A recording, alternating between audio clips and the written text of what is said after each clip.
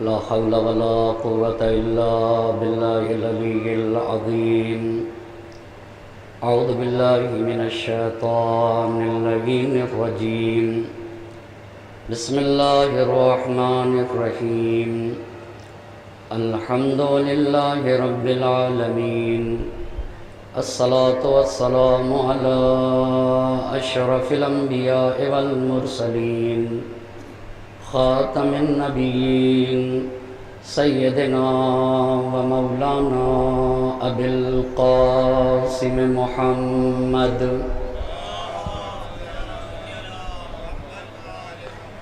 وعلى أهل بيته الطيبين الطاهرين المعصومين ولعنة الله على أعدائهم أجمعين. أما بعد، فقد قال الله سبحانه تبارك وتعالى في كتابه الحكيم وقوله الحق. بسم الله الرحمن الرحيم. التائبون العابدون الحامدون السائحون الراكعون الساجدون الآمرون بالمعروف والناهون عن المنکر. صلوات پڑھ دیجئے گا بار. عشر مجالس کی 8ویں گفتگو ہے اور عنوان گفتگو ہے کربلا گام بہ گام. اس عنوان پہ گفتگو کرنے کے لیے قرآن مجید کی جن آیہ مبارکہ کو سرنامہ سخن قرار دیا ہے، اس میں خالق اور مالک مصلحین کی شرطوں کو بیان کر رہا ہے. جو لوگ سماج اور معاشرے میں اچھائیوں کو عام کرتے ہیں اور برائیوں کو مٹانے کی کوشش کرتے ہیں، ان میں چند باتوں کا پایا جانا ضروری ہے.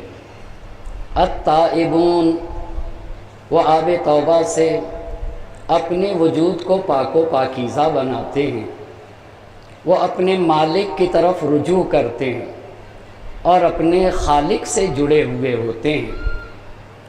اور ان کی دوسری صفت یہ ہوتی ہے العابدون، وہ اپنے معبود کو پہچانتے ہیں، وہ اپنے رب کا عرفان رکھتے ہیں اور وہ اپنے خالق کی معرفت رکھتے ہیں، اور وہ اپنے رب کے سوا کسی اور کی عبادت کرتے ہی نہیں. اپنے رب کی عبادت کرتے ہیں اور اپنے مالک کو لائق عبادت سمجھتے ہیں. اور ان کی تیسری صفت یہ ہے کہ وہ تعریف و تمجید کرتے ہیں، حمد و ثنا کرتے ہیں، مگر وہ اپنے رب کی حمد و ثنا کرتے ہیں اور وہ اپنے مالک کے سوا کسی اور کو لائق تعریف سمجھتے ہی نہیں ہیں. اور ان کی چوتھی شرط یہ ہے السائحون، وہ پوری کائنات کو اپنے مالک کی نشانی سمجھتے ہیں. کائنات کا ذرہ ذرہ انہیں مالک کا پتہ دیتا ہے اور وہ ذرے ذرے میں اپنے رب کو دیکھتے ہیں. ان کی 5ویں شرط یہ ہوتی ہے الراکعون، وہ اہل رکوع ہوتے ہیں، وہ رکوع کرنے والے ہوتے ہیں اور رکوع میں جا کر کہتے ہیں سبحان ربی العظیم و بحمدہ، میرا پروردگار عظیم ہے اور اتنا عظیم ہے کہ وہ ہر عیب سے، ہر کمی سے، ہر نقص سے منزہ ہے. ہم اس پاک و پاکیزہ اور منزہ پروردگار کی تسبیح اور تقدیس کرتے ہیں. اور ان کی 6ٹھی صفت یہ ہوتی ہے الساجدون، وہ اہل سجدہ ہوتے ہیں اور سجدے میں جا کر کہتے ہیں سبحان ربی الاعلی و بحمدہ. اگر بڑا کوئی ہے تو وہ مالک ہے، کبریائی کا حق تو میرے خالق کو حاصل ہے اور وہ اتنا بلند و بالا ہے کہ ہر عیب سے، ہر نقص سے اور ہر کمی سے منزہ ہے. میں اس منزہ اور پاک و پاکیزہ پروردگار کی تسبیح اور تقدیس کرتا ہوں. جب ان 6 منزلوں پر فائز ہو جاتے، تائب، عابد، حامد، سائح، راکع اور ساجد، یعنی جب نورانی بن جاتے، جب صالح بن جاتے تو اب آتے ہیں سماج اور معاشرے کو نورانی بناتے ہیں۔ الآمرون بالمعروف والناہون عن المنکر، اب آئیں گے اچھائیوں کو عام کریں گے اور سماج اور معاشرے سے برائیوں کا خاتمہ کریں گے۔ حسین امت کی اصلاح کے لیے نکلے تھے، بشریت کی اصلاح کے لیے نکلے تھے، تاریکیوں کو ختم کرنے کے لیے نکلے تھے، اور تاریکیاں اس درجہ بڑھ گئی تھی کہ ہمارے نبی کی رحلت سن 11 ہجری ہے، سید الشہداء کی شہادت سن 61 ہجری ہے۔ 50 برس کے گیپ میں کربلا کے میدان میں نواسۂ رسول کو گھیر کے شہید کر دیا گیا۔ اس کے اسباب کیا تھے؟ اس کی وجہ کیا تھی؟ اور وہ کون سے حوادث رونما ہوئے کہ نواسۂ رسول کو تکبیر کے ساتھ ذبح کر دیا گیا؟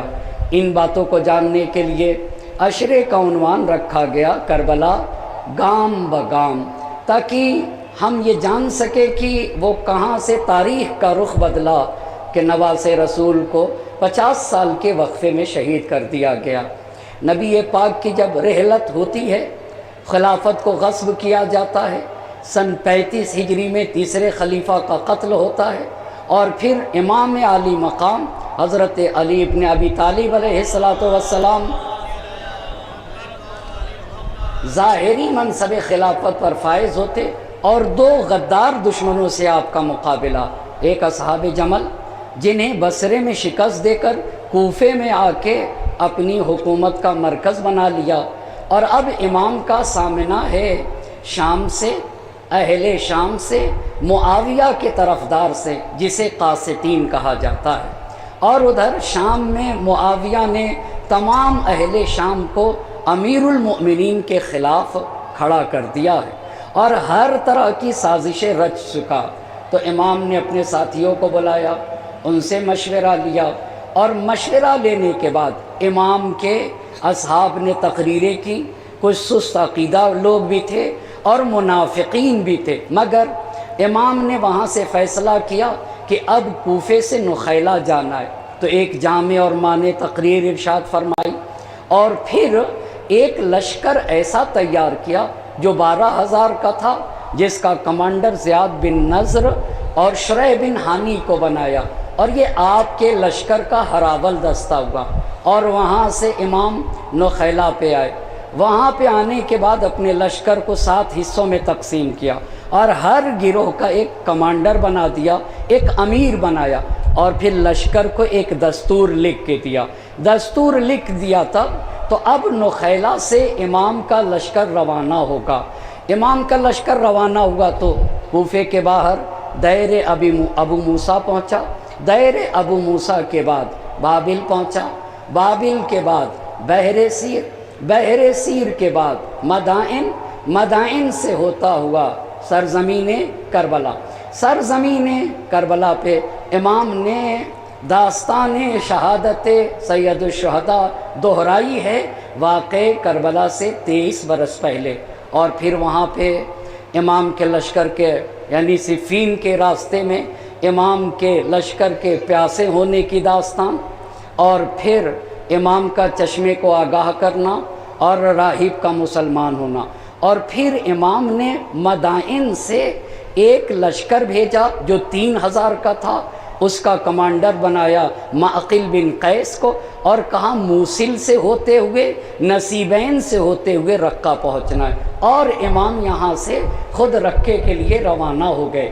رقے میں امام، اتنی بات کل تک کی تھی، اب بات یہ ہے کہ امام نے رقہ پہنچ کے امام کے اصحاب نے امام سے یہ کہا کہ معاویہ کو اتمام حجت کے لیے پھر ایک خط لکھیے، تو رقے میں پہنچ کر امام نے امیر شام کو ایک خط لکھا، وہ کل خط آپ کو پڑھ کے سنا دیا، جس میں امام نے بتایا راہنما کی شرطیں کیا کیا ہوتی ہیں۔ وہ عالم ہونا چاہیے، اس کو قرآن کی تفسیر اور تعویل کا علم ہونا چاہیے، دین شناس ہونا چاہیے، اور اتنا قوی ہونا چاہیے کہ قیادت کے بار کو اپنے دوش پہ اٹھا کے امت کو منزل مقصود تک پہنچا سکے، اور پھر بنی امیہ کی کارشکنیوں کو بیان کیا۔ امام نے یہ خط رقے میں لکھ کے امیر شام کے پاس بھیج دیا۔ اب یہیں سے آج کی ہماری گفتگو ہے۔ بس رقے سے خط بھیجا اور اس میں یہ کہا کہ تم لوگ 21 برس تک اسلام کے خلاف جنگیں کی ہیں، تم نے مسلمانوں کو کبھی قید خانے میں ڈالا، کبھی آزار و اذیت پہنچائی اور کبھی انہیں قتل کر دیا ہے۔ خط بھیجا، لیکن معاویہ نے خط کے جواب میں صرف ایک شعر لکھا۔ اتنا لمبا خط امام عالی مقام کا، جس میں چند اہم باتیں بیان کی، اس خط کے جواب میں معاویہ نے صرف ایک شعر لکھا، اور وہ شعر یہ تھا: لیس بینی و بین قیس عتاب غیر طعن القلع و ضرب الرکاب۔ اس شعر کا مطلب کیا ہوتا ہے؟ شعر کا مطلب یہ ہے کہ معاویہ یہ شعر یہ کہہ رہا ہے کہ میں جنگ کروں گا، شعر کا مطلب یہ ہے کہ میں حق کے سامنے تسلیم نہیں ہوں گا، اور شعر کے ذریعے سے اپنی سرکشی کو بتایا ہے اور اپنی طغیانی کو بتایا ہے، میں آپ کے سامنے تسلیم نہیں ہو سکتا۔ تو امام کے پاس جب یہ جواب پہنچا تو امام نے قرآن مجید کی ایک آیت پڑھی، اور وہ آیت اس طرح سے ہے: اِنَّكَ لَا تَهْدِي مَنْ أَحْبَبْتَ وَلَكِنَّ اللَّهَ يَهْدِي مَن يَشَاءُ وَهُوَ أَعْلَمُ بِالْمُهْتَدِينَ۔ مطلب کیا ہے؟ کیوں امام نے جب معاویہ نے یہ کہا کہ میں حق کے سامنے تسلیم نہیں ہوں گا اور معاویہ جنگ کا اعلان کر رہا ہے، تو امام نے قرآن کی یہ آیت پڑھی: اِنَّكَ لَا تَهْدِي مَنْ أَحْبَبْتَ وَلَكِنَّ اللَّهَ يَهْدِي مَن يَشَاءُ وَهُوَ أَعْلَمُ بِالْمُهْتَدِينَ۔ آیت کا ترجمہ کروں اور پھر اس آیت کے ذریعے سے امام بتانا کیا چاہتے ہیں اور کہنا کیا چاہتے ہیں، کون لوگ ہیں، کتنا انسان گندا ہوتا ہے، کتنا انسان گناہ کر کے کثیف ہوتا ہے کہ پھر اسے نصیحتیں اس کے لیے کارگر ثابت نہیں ہوتی۔ یہ نبی کو قرآن کی آیت نبی کو خطاب ہے: اِنَّكَ لَا تَهْدِي مَنْ أَحْبَبْتَ۔ اے میرے نبی، آپ کوشش کرتے ہیں کہ لوگ ہدایت پا جائیں، لیکن لا تہدی من احببت، آپ جسے چاہیں ہدایت نہیں دے سکتے، ولیکن اللہ یہدی من یشاء، اللہ جسے چاہتا ہے ہدایت دیتا ہے، اور وہ ہدایت یافتہ لوگوں کو خوب بہتر طریقے سے جانتا ہے۔ کون ہدایت پا سکتا ہے اور کون ہدایت سے متمسک ہوگا، یہ اللہ جانتا ہے۔ تو امام نے معاویہ کے جواب میں یہ آیت کیوں پڑھی؟ یہ آیت اس لیے پڑھی، جو شخص ہدایت کا خواہاں ہو ہی نہ بلکہ گمراہی کا طلبگار ہو، جو اصلاً ہدایت چاہتا ہی نہ ہو بلکہ برعکس گمراہی کا طالب ہے، کا ایسے شخص پہ اتنی کوششیں کوئی فائدہ نہیں پہنچا سکتی ہیں، میری باتیں ایسے شخص کے لیے کارگر ہو ہی نہیں سکتی ہیں۔ فارسی زبان کے شاعر نے ایک شعر کہا جس کا اردو میں معنی بتانا چاہوں گا۔ اردو میں شعر کا مطلب یہ کہ جس کا سرمایہ حیات، یعنی جس کا پورا وجود کثافتوں کے دھاگے سے بنایا گیا، یعنی جس کے پورے وجود میں کہیں اچھائی نظر ہی نہیں آتی ہو، تو اس کو نہ آب کوثر فائدہ پہنچا سکتا ہے اور نہ آب زمزم فائدہ پہنچا سکتا ہے۔ یعنی یہ معاویہ اتنا کثیف ہو چکا ہے، اتنا گر چکا ہے، اتنا پست ہو چکا ہے کہ اب اس کے اوپر علی جیسے پاک و پاکیزہ، طیب و طاہر اور آپ کے نصیحت آمیز کلمات اب اس کے دل کے اوپر اثر نہیں ڈال سکتے۔ یہاں تک بات ہو گئی۔ اچھا، اب جب یہاں تک بات ہو گئی تو اب ہم لوگ دو جو لشکر ہیں، اب دو لشکر کا آمنا سامنا ہوگا، اور آپ کو یہ بتایا کہ ہر لشکر کا ایک ہراول دستہ ہوتا ہے۔ ہراول دستہ کیا ہوتا ہے؟ جو لشکر سے پہلے بھیجا جاتا ہے اور جو یہ دیکھتا ہے کہ دشمن کہاں رکا ہوا ہے، کس جگہ کے اوپر ہے، کہاں گھات میں ہے، کہاں کمین کیے ہوئے۔ تو یہ بتائیے امام کا ہراول دستہ، اس کا کمانڈر کون ہے؟ دو کمانڈر ہے نا، وہ زیاد بن نضر اور شریح بن ہانی، 12,000 کا لشکر دے کے انہیں بھیجا۔ تو امام کا جو ہراول دستہ ہے اس کے کمانڈر کتنے ہیں؟ 2 کمانڈر ہیں، ایک کا نام ہے زیاد بن نضر اور دوسرے کمانڈر کا نام ہے شریح بن ہانی۔ اس بات کو ذہن میں رکھیے گا۔ اب بحث یہ ہے کہ معاویہ کے لشکر کا جو ہراول دستہ تھا اس کا کمانڈر کون تھا، اس کو بتانے کے لیے چند باتوں کا بتانا ضروری ہے۔ بس ادھر سے تو پتہ چل گیا کہ امام کے لشکر کا ہراول دستہ 12,000 پہ مشتمل تھا، اس کے کمانڈر 2 تھے، ایک زیاد بن نضر، دوسرے کون ہیں؟ شریح بن ہانی۔ پر یہ جاننا ضروری ہے کہ معاویہ کے لشکر کا ہراول دستہ کون تھا۔ اس کو جاننے کے لیے اب یہ بہت غور کریے گا، معاویہ نے شام والوں کو اہل بیت کے خلاف کیسے اکسایا، اس کی مثال پیش کروں۔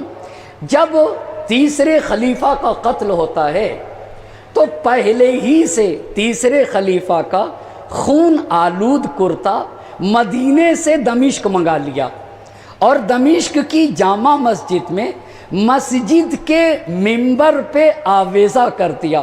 ایک تو مسجد میں خون نجیس ہوتا ہے نا، یعنی خون آلود کرتا مگا کے مدینے سے کہاں پہ آویزہ کیا ہے؟ مسجد میں منبر پہ۔ یہ ایک بات ابن ابی الحدید معتزلی نے لکھا ہے۔ بس ایک بات تو طے ہو گئی کہ عثمان کا خون آلود کرتا مدینے سے مگا کے کہاں اس کو آویزہ کیا گیا؟ مسجد میں منبر پہ آویزہ کیا گیا۔ ابن ابی الحدید معتزلی جو ایک سنی عالم دین ہے، انہوں نے لکھا ہے کہ جب وہ کرتا آویزہ کیا گیا تو 70,000 بوڑھے، 1-2 ہزار کی بات نہیں ہے، 70,000، 50,000، 60,000، 70,000 بوڑھے اس مسجد میں جمع ہوئے اس منبر کے ارد گرد اور رات و دن رویا کرتے تھے اور ان کی آنکھوں سے آنسو خشک نہیں ہوتا تھا۔ کیا کہتے تھے کہ عثمان مظلوم مارے گئے۔ یہ ایک بات ہو گئی۔ اب جب معاویہ کو یہ پتا چلا کہ امیر المؤمنین لشکر لے کے کوفے سے صفین کی طرف روانہ ہوئے تو معاویہ اسی مسجد میں آتا ہے جہاں پہلے سے کتنے لوگ جمع ہیں؟ 70,000 لوگ پہلے سے جمع ہیں۔ آتا ہے اور آنے کے بعد ایک تقریر کرتا ہے۔ تقریر میں کیا کرتا ہے؟ انہی 70,000 لوگوں سے کہتا ہے کہ تم ہی لوگ علی کے سلسلے میں میری باتوں کو جھٹلاتے تھے، یعنی علی کے بارے میں جو میں باتیں کہتا تھا تم ہی لوگ جھٹلاتے تھے، لیکن آج دیکھو ان کا عمل بالکل ظاہر ہو گیا، ان کا عمل بالکل آشکار ہو گیا۔ خدا کی قسم، اب یہ وہاں تقریر کر رہا ہے مسجد میں، دمشق کی مسجد میں تقریر کر رہا امیر شام، کہتا ہے خدا کی قسم علی کے سوا تمہارے خلیفہ عثمان کو کسی اور نے قتل ہی نہیں کیا ہے، یعنی تمہارے خلیفہ عثمان کو علی نے قتل کیا ہے۔ انہوں نے لوگوں کو اکسایا ہے، انہوں نے لوگوں کو بھڑکایا ہے اور عثمان کے قاتلوں کو پناہ دے رکھی ہے۔ یہ پہلی بات دمشق کی جامع مسجد میں لوگوں سے کہا۔ اور دوسری بات یہ کہی کہ علی کے لشکر کو تشکیل دینے والے تیسرے خلیفہ کے قاتل ہیں، جو علی کے اعوان و انصار ہیں۔ تیسرے خلیفہ کے قاتل علی کے لشکر کو تشکیل دے رہے ہیں، اور وہ لشکر جس میں تیسرے خلیفہ عثمان کے قاتل شامل ہیں، وہ لشکر تمہاری طرف آ رہا ہے تاکہ تم سے جنگ کرے اور تمہارے شہروں کو نابود کرے۔ پس آپ دیکھیں کیسے مقدمہ چینی کی جا رہی ہے۔ پہلی بات یہ کہی کہ علی قاتل ہیں، انہوں نے اکسایا ہے۔ دوسری بات یہ کہی کہ علی کا جو لشکر ہے اس لشکر میں عثمان کے قاتل ہیں اور قاتلین عثمان اس لشکر کو تشکیل دے رہے ہیں۔ اور تیسری بات یہ کہی کہ وہی لشکر جس میں عثمان کے قاتل ہیں وہ تمہاری طرف آ رہا ہے، تم سے جنگ کرنے آ رہا ہے اور تمہارے شہروں کو تباہ و برباد کرنے آ رہا ہے۔ اور پھر کہا دیکھو تمہیں خدا کا واسطہ، وہاں خدا کا واسطہ بھی دیا جا رہا ہے، تمہیں خدا کا واسطہ عثمان کا خون برباد نہ ہونے دینا۔ میں عثمان کا خونخواہ ہوں، یہ معاویہ نے کہا، میں عثمان کا خونخواہ ہوں، میں عثمان کے خون کا ولی اور سرپرست ہوں، اور عثمان کے خون کے لیے شائستہ ہوں، اور خدا نے مجھے یہ اجازت دی ہے کہ میں عثمان کے خون کا بدلہ لے سکوں، یہ خدا نے مجھے اجازت دی ہے، لہٰذا تم لوگ مظلوم خلیفہ کی نصرت کرو اور مظلوم خلیفہ کی مدد کرو۔ یہ شام میں کا، اور پھر کا دیکھو تمہارے خلیفہ عثمان کے سر پہ یہ جو مصیبت آئی ہے، یہ علی اور یہ جو ان کے ساتھ لشکر میں آ رہے ہیں انہی کی وجہ سے مصیبت آئی ہے، لہٰذا تم مظلوم خلیفہ عثمان کی نصرت کے لیے۔ اتنا کہنا تھا، تاریخ نے لکھا ہے، اتنا کہنا تھا کہ دمشق میں مسجد میں جو لوگ تھے 70,000، ابن ابی الحدیث نے لکھا، وہ لوگ اٹھ کے معاویہ کے چاروں طرف جمع ہو گئے، اور چاروں طرف جمع ہونے کے بعد کہنے لگے ہم کو علی سے جنگ کے لیے لے چلو۔ اور پہلے سے آپ کو بتا چکا شرحبیل نے کیا کیا تھا، عمرو عاص نے کیسی سازشیں رچی تھی، تو یہ کہنے لگے کہ ہم کو علی سے جنگ کے لیے لے چلو۔ تو اس نے کیا کیا، ایک شامیوں کا ایک بڑا گروہ، تاریخ نے اس کی تعداد نہیں بتائی ہے، ایک بڑا گروہ جمع کیا اور اس کا کمانڈر بنایا ابو الاعور سلمی۔ بس یہ ہراول دستہ اس کا ہوگا۔ تو امیر شام کا جو ہراول دستہ تھا اس کا کمانڈر کون ہوا، ابو الاعور سلمی، معاویہ کے لشکر کا جو ہراول دستہ تھا، اور امام کے لشکر کا جو ہراول دستہ تھا، جی اس کا کمانڈر کون کون تھے، زیاد بن ناظر، شریح بن حامی، اور یہ لشکر 12,000 پہ مشتمل تھا۔ بس دو بات ہو گئے، ابو الاعور سلمی کو ایک بڑی تعداد دے کر کہا صفین کی طرف چلو، اور ادھر سے امام رقے سے گزر رہے تھے۔ ایک ایک بات پہ توجہ، رقے سے آگے بڑھ کے فرات سے گزرے تھے کہ اتنے میں امام کے دو کمانڈر زیاد بن نصر، شریح بن حانی کا قاصد آ جاتا ہے۔ کس کے پاس قاصد آتا ہے؟ امام کے پاس۔ اور قاصد نے آ کر کہا کہ معاویہ کا جو ہراول دستہ ہے اس سے آپ کا لشکر روبرو ہے۔ آگے بات سمجھ میں یہاں تک؟ بس بات یہاں تک ہو گئی کہ وہ ادھر سے اور ادھر سے یہ، اور دونوں ہراول دستے آمنے سامنے، معاویہ کے بھی لشکر کا ہراول دستہ جو آگے بھیجا جاتا ہے وہ بھی، اور امام کے لشکر کا ہراول دستہ آمنے سامنے۔ جہاں آمنے سامنے تھے اس جگہ کو کہا جاتا ہے دیوار روم، یعنی جس جگہ پہ دونوں لشکر کے ہراول دستے کا آمنا سامنا ہوا اس جگہ کو کیا کہا جاتا ہے، دیوار روم۔ بس یہ لوگ دیوار روم پہ، ایک طرف معاویہ کا ہراول دستہ، دوسری طرف امیر المومنین کا ہراول دستہ۔ اچھا، اور خط آ گیا امام کے پاس کہ ہم آمنے سامنے، تو امام نے مالک اشتر کو بلایا۔ سمجھ میں آگئی بات نا؟ امام رقے سے تھوڑا سا آگے بڑھے ہیں، یہ لوگ کہاں کے اوپر ہیں، دیوار روم پہ، وہاں سے خط پہنچا ہے، امام کو خط مل جاتا ہے کہ دونوں لشکر کا آمنا سامنا ہے۔ تو امام نے مالک اشتر کو بلایا، اور مالک اشتر کو بلا کے کہا مالک تیزی سے جاؤ۔ اور جب مالک کو بھیج رہے تھے تو مالک اشتر کو ایک خط لکھا اپنے دو کمانڈروں کے نام، کمانڈر زیاد بن نصر، شریح بن حانی، اپنے دو کمانڈروں کے نام ایک خط لکھا، اور اس خط میں یہ لکھا تھا کہ دیکھو تم لوگ مالک اشتر کی اطاعت کرنا، یعنی گویا مالک اشتر کو سپہ سالار بنا دیا، اور یہ کہا مالک اشتر کی نافرمانی نہ کرنا، مالک اشتر کی اطاعت کرنا۔ جب اتنی بات ہو گئی تو ایک صلوات پڑھ کے تھوڑا سا آگے تشریف لے آئیں، صلوات پڑھ دے بر محمد اور آل محمد۔ ایک اور صلوات پڑھ دیجئے گا بر عظمت محمد اور آل محمد۔ مالک اشتر کو بھیجا، اپنے دونوں کمانڈر کے نام ایک خط لکھا۔ اس خط میں کیا لکھا تھا، اپنے دونوں کمانڈروں کو نصیحت کی تھی، دیکھو مالک کی نافرمانی نہ کرنا، اور مالک اشتر کو بھی چند باتیں لکھی۔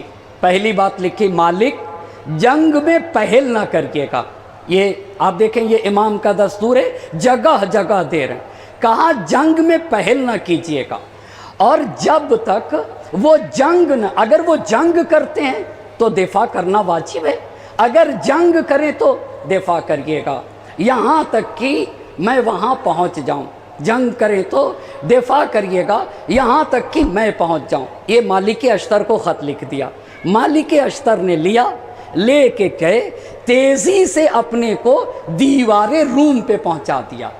صحیح ہو گئی بات؟ دیوار روم پہ پہنچا دیا، وہاں دونوں لشکر آمنے سامنے، ادھر ابو الاعور سلمی، ادھر زیاد بن نصر، شریح بن ہانی، ادھر امیر شام کا لشکر، ادھر مولا علی علیہ السلام کا لشکر، مالک اشتر پہنچ گئے، دونوں آمنے سامنے۔ تاریخ نے لکھا ہے کہ دن بھر، پورے دن بھر آماد باش، آماد باش یعنی کیا مطلب ہوتا ہے؟ آمادے باش، آمادے باش کا مطلب کیا ہوتا ہے؟ دونوں بالکل تیار پوزیشن میں، بالکل الرٹ جنگ کے لیے، دونوں آمنے سامنے۔ پر امام نے کیا کہا تھا؟ مالک جنگ میں پہل نہ کریے گا، یہ کہا تھا نا، دونوں رکے ہوئے تو پورا دن ختم ہو گیا۔ عرب میں یہ دستور نہیں ہے، عرب میں جنگ صبح کے بعد ہوتی ہے، دن نکلنے کے بعد، اور مغرب سے پہلے پہلے ختم ہو جاتی ہے، یہ عرب کا دستور ہے۔ عرب میں رات میں جنگ نہیں ہوتی، پر کربلا میں یہ دستور ٹوٹا، کربلا سے پہلے صفین میں ٹوٹا ہے۔ اب سمجھ رہے ہیں نا؟ کربلا سے، امام کے کربلا میں 9 محرم کو عصر کے وقت حملہ ہوگا، جب عام طور سے جنگ نہیں ہوتی ہے، تو یہ سن 61 میں نہیں ٹوٹا ہے، یہ ٹوٹا کہاں کے اوپر دستور؟ صفین میں۔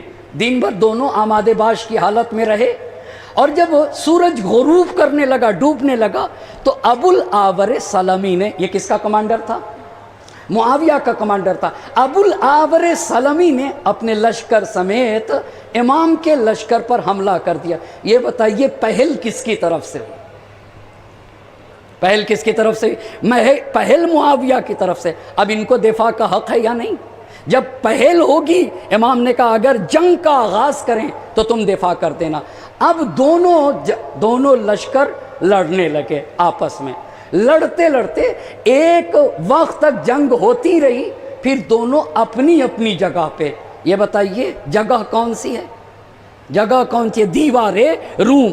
بس اسے بھی یاد رکھیے گا، جگہ کون سی ہے؟ دیوار روم۔ لڑتے لڑتے دونوں اپنی جگہ پہ۔ ایک بات ہو گئی۔ بس اس کے بعد اب جب جنگ شروع ہو گئی، بڑی عظیم عظیم باتیں، جب جنگ شروع ہو گئی تو ہاشم بن عتبہ، یہ امام کے لشکر بھی، حاتم بن عتبہ نے حملہ کیا معاویہ کے لشکر پہ۔ لڑتے لڑتے اسی رات حملہ کیا جب انہوں نے کیا، تو لڑتے لڑتے دوسرے دن سورج ڈوبنے تک لڑتے رہے۔ یہ ہاشم بن عتبہ وہ ہیں، جب امام نے کوفے میں بلایا تھا تو امام کے سامنے بیٹھے ہوئے تھے۔ جب عمار نے تقریر کی تھی، اس تقریر میں ہاشم ابن عتبہ بھی وہاں بیٹھے ہوئے تھے، جہاں امام نے اپنے اصحاب کو سراہا، وہاں یہ بھی بیٹھے ہوئے تھے۔ ہاشم بن عتبہ لڑتے لڑتے دوسرے دن غروب تک، سورج کے ڈوبنے تک لڑتے رہے۔ وہ جب لڑ چکے تو مالک اشتر گئے، مالک اشتر گئے۔ وہ جب گئے، اور یہ جنگ کہاں ہو رہی ہے ابھی؟ دیوار روم پہ ہو رہی، اسے یاد رکھیے گا۔ وہ جب لڑ کے واپس آئے تو مالک اشتر گئے، مالک اشتر گئے تو بہت نقصان پہنچایا، لوگوں کو قتل کیا۔ جب کچھ لوگ مارے گئے، کس کے مارے گئے تھے؟ معاویہ کے۔ جب کچھ لوگ معاویہ کے مارے گئے تو ابو الاعور سلمی پیچھے ہٹنے لگا، اور پیچھے ایک ٹیلا تھا، چھوٹی سی ایک پہاڑی تھی، پیچھے کی جانب جیسے جیسے پیچھے جاتا رہا مالک اشتر، ویسے ویسے آگے جاتے رہے۔ صحیح ہو گئی بات؟ اور اتنا وہ پیچھے گئے کہ انہوں نے اپنی جگہ چھوڑ دی، ان کی جگہ کے اوپر امام کا لشکر پہنچ گیا۔ صحیح ہے نا؟ یعنی جہاں سے اب تک وہ لڑ رہے تھے، اب جب وہ پیچھے بھاگے، فرار کر کے گئے، تو وہ کہاں پہنچ گئے؟ ٹیلے پہ پہنچ گئے، اور مالک اشتر اپنا لشکر لے کے وہاں پہنچ گئے جہاں وہ تھے۔ اچھا، اب وہ ان کے پیچھے ٹیلا، اور یہاں کے اوپر مالک اشتر جہاں وہ تھے، تو مالک اشتر کے ساتھ رہنے والے جو ان کے خادم کہہ لیجئے، خدمت گزار جو ان کے ماتحت رہتے تھے اور انہی کے قبیلے سے تھے۔ کس کے قبیلے سے؟ مالک اشتر کے۔ ان کا نام ہے سنان بن مالک نخعی۔ کیا نام ہے؟ سنان بن مالک نخعی۔ بس اب یہ بتائیے ابو الاعور سلمی کہاں پہنچ گیا؟ ٹیلے کے پاس۔ اور امام کا لشکر کہاں پہنچ گیا؟ جہاں ان کا پہلے تھا۔ تو جب یہاں پہنچائے تو مالک اشتر نے انہی سنان بن مالک نخعی کو بلایا، اور مالک نخعی کو بلا کے کہا کہ سنان بن مالک نخعی کو بلا کے کہا سنان ابو الاعور سلمی کے پاس جاؤ اور جا کے کہو کہ تن بتن لڑے گا مالک سے، یعنی رجلن بے رجلن، اس کو کہتے ہیں عربی میں رجلن بے رجلن، ایک مرد کے مقابل میں، اس کو کہتے ہیں تن بتن۔ سنان سے کہا مالک نے جاؤ ابو الاعور سلمی سے پوچھو تن بتن لڑے گا، اکیلا آ کے لڑے گا؟ تو یہ بھی بہت ظریف انسان تھے سنان بھی۔ سنان نے کہا اپنے سے لڑنے کی بات کروں یا آپ سے؟ بہت توجہ کریے گا، کہ اپنے سے لڑنے کی بات کروں یا آپ سے؟ اچھا آپ دیکھیں نا، اسی کو ظرافت کہا جاتا ہے۔ تو مالک نے پوچھا سنان یہ بتاؤ کیا اگر میں تم کو ابو الاعور سلمی سے لڑنے کے لیے بھیجوں تو تم جاؤ گے؟ کہا جی ہاں، ایسے ہی کہا بے ساختہ کا جی ہاں، اور پھر کا قسم ہے اس خدا کی جس کے سوا کوئی معبود برحق نہیں، اگر آپ مجھے حکم دیں کہ ان کی صفوں پہ حملہ کرو اور حملہ کر کے صفوں کو چیرتے ہوئے ابو الاعور سلمی تک پہنچوں اور پھر ابو الاعور سلمی پہ حملہ کر کے اسے ختم کروں تو میں ضرور کروں گا۔ آپ حکم دے کے تو دیکھیے، بہت توجہ کریے گا، آپ حکم تو دے کے دیکھیے۔ کہا مالک نے جب سنان بن مالک نخعی کے یہ سچے جذبات دیکھے تو ان کے حق میں دعا کی، دعائے خیر کی، اور دعائے خیر کرنے کے بعد ایک جملہ کا سنان تم صحیح کہتے ہو، تم برابر کے مبارز ہو۔ مطلب کیا ہوا؟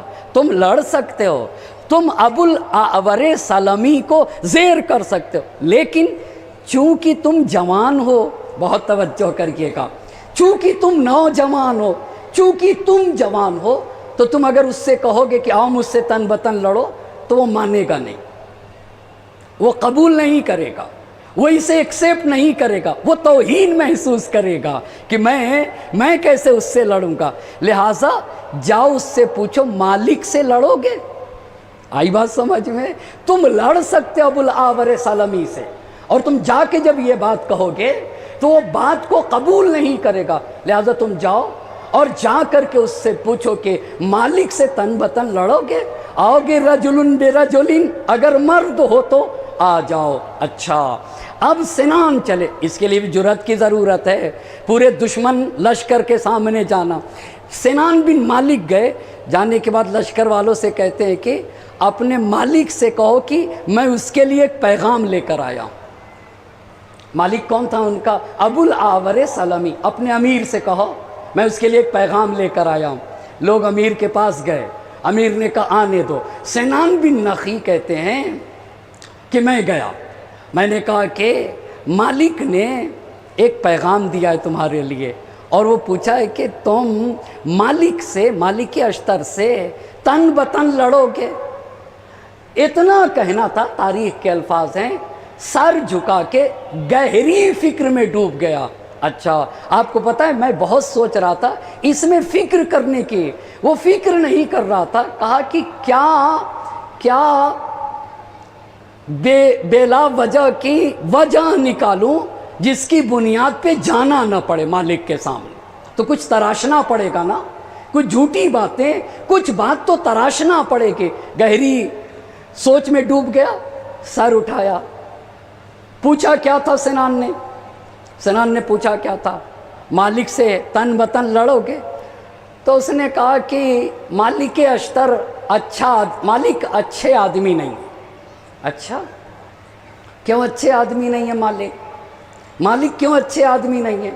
کہا اس لیے کہ تیسرے خلیفہ عثمان کے گورنر کو کوفے سے باہر نکالا ہے۔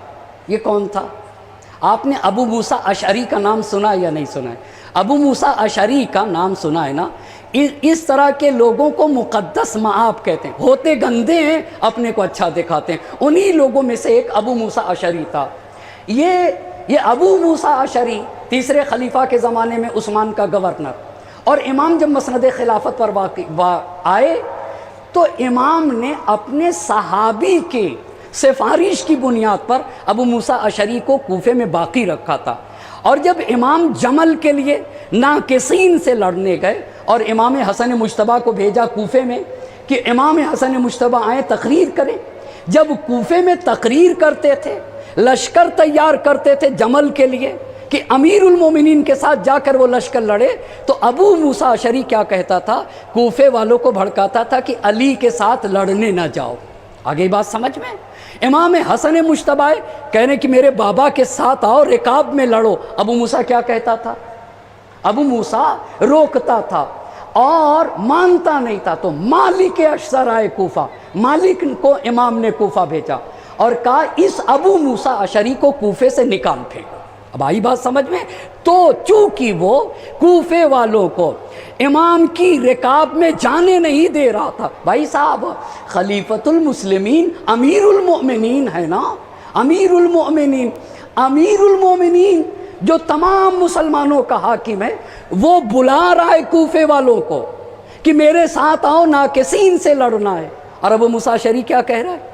ابو موسیٰ اشعری کیا کہہ رہا ہے؟ نہ جاؤ۔ تم ہوتے کون ہو؟ امام المسلمین کی مخالفت کریں، انہوں نے نصب کیا ہے تو گورنر ہو، اور جب نہیں باز آیا تو کس کو بھیجا تھا؟ مالک اشتر کو بھیجا تھا۔ وجہ یہ تھی کہ مالک ہی نے امام سے کہا تھا کہ اس کو رہنے دیجئے، وجہ یہ تھی مالک ہی نے یہ مشورہ دیا تھا کہ رہنے دیجئے۔ اور آپ کو پتہ ہے اگر رہنے نہ دیا ہوتا نا، آپ یہ دیکھیں کتنی بڑی بڑی مصلحتیں ہوتی ہیں، حقیقت کھل کے سامنے کیسے آتی ہے؟ یہ رکھا اس لیے جاتا ہے کہ سب کے سامنے، وگرنہ بعد میں ایک انسان کہہ سکتا تھا کہ اگر رکھے ہوتے تو ہم پورا لشکر تیار کر دیتے، یہ کہہ سکتا ہے انسان۔ رکھا اس لیے ہوتا ہے تاکہ حقیقت کھل کے سامنے آ جائے۔ بس ایک بات سمجھ میں آ گئی، کسے مالک نے نکالا تھا؟ اسی ابو موسیٰ اشعری کو نکالا تھا، اس لیے کہ وہ خیانت کر رہا تھا امام المسلمین کے سامنے۔ تو ابو الاعور سلمی نے پہلی دلیل کیا بنائی؟ پہلی دلیل کیا بنائی؟ پہلی دلیل یہ بنائی کہ مالک اچھے آدمی نہیں ہیں۔ کیوں اچھے آدمی نہیں ہیں؟ بلکہ اس نے بھونڈے لفظ استعمال کیا، مالک احمق ہیں، العیاذ باللہ۔ کا مالک اچھے آدمی نہیں ہیں اس لیے کہ انہوں نے تیسرے خلیفہ، بھائی صاحب تیسرے خلیفہ کا گورنر اب کہاں سے رہے گا؟ ابھی تو امام کی حکومت ہے، مگر یہ کہا تیسرے خلیفہ کے گورنر کو کوفے سے نکال دیا۔ یہ ایک بات، اور دوسری بات یہ کہی کہ یہ قتل عثمان میں شریک ہیں۔ بھائی صاحب اہل مصر نے آ کے گھیرا تھا، اہل بصرہ نے آ کے عثمان کا گھر گھیرا ہے، اہل کوفہ نے آ کے عثمان کا گھر گھیرا ہے، عثمان نے بدعمالیاں کی ہیں، امام نے جا کے بارہا سمجھایا اور عثمان کے گھر گئے، عثمان سے کہا کہ یہ جو مروان ہے سارا کنٹرول تیسرے خلیفہ کے زمانے میں مروان کے اختیار میں تھا، حقیقت میں حکومت مروان چلاتا تھا۔ آپ جا کے سال گزشتہ کے اشرے جب آپ سنیں گے تو وہاں کے اوپر آپ کو اندازہ کا، امام نے کہا دیکھو مروان تمہیں ایک ایسے گڈھے میں ڈال دے گا کہ تم اس گڈھے سے باہر نہیں نکل سکتے۔ اور مروان سے امام نے عثمان سے یہ بھی کہا اس اونٹ کی طرح مت ہو جاؤ کہ اس کی مہار پکڑ کے جو جدھر چاہے ادھر لے کے چلا جائے، مروان کی تمہاری مہار مروان کے ہاتھ میں، وہ جدھر چاہتا ہے تمہیں لے کے چلا جاتا ہے، دیکھو مروان کو اپنے سے جدا کرو۔ جب یہ بات امام نے کہی تو عثمان کی بیوی، ان کا نام ہے نائلہ، نائلہ نے کہا اپنے شوہر عثمان سے کہ علی کی بات مان لیجئے ورنہ ہلاک ہو جائیں گے۔ امام سمجھاتے رہے مگر تیسرے خلیفہ نہیں، تو امام تو جان بچا رہے تھے، امام نہیں چاہتے تھے کہ خلیفہ کشی رائج ہو۔ بہت توجہ کریے گا، امام جان بچا رہے تھے، سمجھایا کہ اپنی خلاف ورزیوں سے باز آ جاؤ۔ خلاف ورزیاں کیا تھیں تیسرے خلیفہ کی؟ ساری ساری بڑی بڑی پوسٹیں بنی امیہ کے بد کردار لوگوں کو دیتی. ابھی بتایا تھا اس دن کوفہ میں ولید ابن عقبہ ابن ابی معیط کو گورنر بنایا، جو صبح کی نماز شراب پی کے 2 رکعت نماز تھی 4 رکعت پڑھا دی، اور محراب میں شراب کی قے کی. قے کرنے کے بعد یہ کہا حل ازیدکم، کیا میں اور پڑھا دوں؟ تو یہ تیسری خلافت میں ہوا. اور کیا ہوا؟ ابو ذر غفاری کو رفضہ بھیجا گیا، عبداللہ ابن مسعود کو اتنا مارا گیا ہے مسجد میں تیسری خلافت میں، پسلیاں ٹوٹ گئی، نبی کے برجستہ اصحاب کی توہین کی گئی. تیسری بات، بیت المال جو سب کا مال تھا وہ بنی امیہ کے لیے کھول دیا گیا.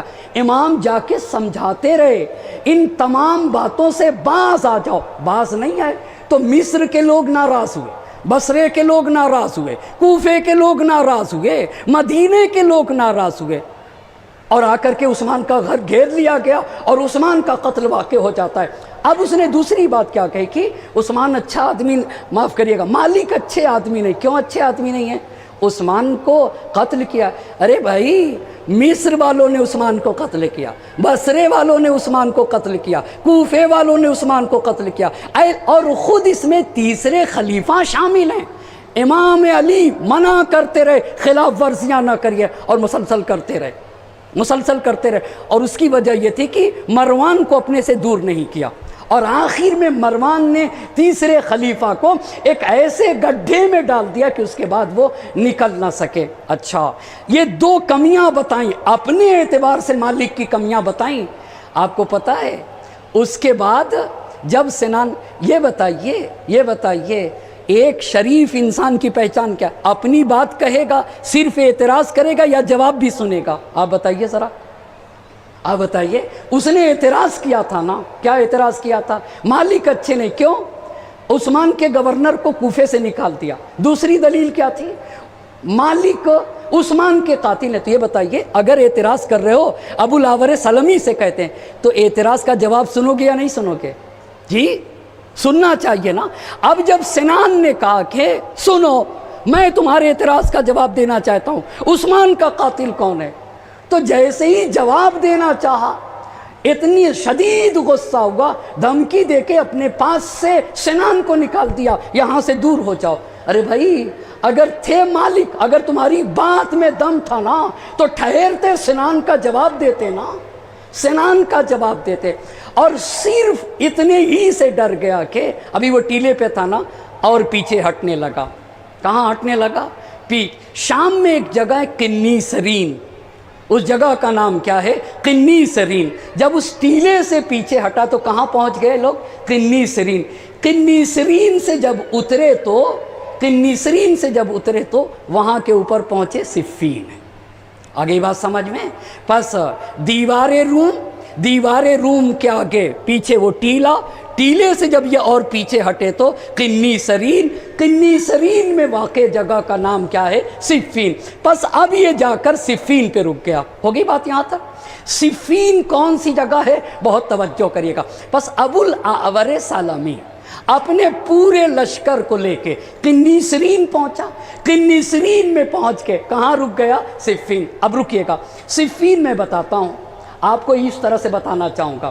مان لیجئے صفین میں یہ نہر فرات ہے، ہم لوگ کے پیچھے کا حصہ، ہمارے پیچھے کا حصہ نہر فرات ہے، اور یہ پوری نہر ہے، لیکن 12 کلومیٹر 2 فرسخ درخت ہیں، گڈھے ہیں، پانی بھرا ہوا ہے یہاں سے لے کے وہاں تک، اور بیچ میں ایک راستہ بنا ہوا ہے، اور جس پہ اینٹیں رکھی ہوئی ہیں. وہ راستہ بنا ہے گھاٹ تک پہنچنے کا. اب آپ کو سمجھ میں آگئی بات ہے؟ پس ہے تو فرات بہت وسیع، مگر جہاں رکے ہوئے ہیں 12 کلومیٹر تک صرف درخت ہیں، گڈھے ہیں، اور اس میں کیا ہے؟ پانی بھرا ہوا ہے. بیچ میں ایک جگہ بنی ہوئی راستہ ہے، اور اس کے اوپر اینٹیں رکھی ہوئی ہیں، اور وہ راستہ گھاٹ پہ جاتا ہے، فرات کے گھاٹ پہ. آگے بات سمجھ میں؟ اب جب یہ صفین اترا، کون صفین اترا؟ ابو الاور. ایک صلوات پڑھ دے بر محمد اور آل محمد. تھوڑا تھوڑا ادھر آ جائے تو آدم آسانی ہو جائے گی.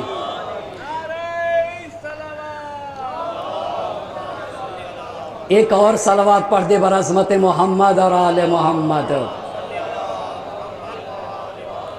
ایک مرتبہ مل جل کر برعظمت محمد اور آل محمد صلوات.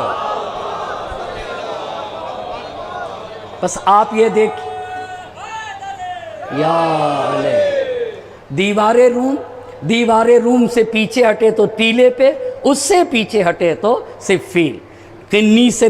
قنیسرین میں کیا ہے؟ صفین. اور جہاں یہ رکے ہوئے ہیں 12 کلومیٹر تک درخت ہیں فرات کے کنارے اور گڈھے بنے ہوئے ہیں، اس میں پانی ہے.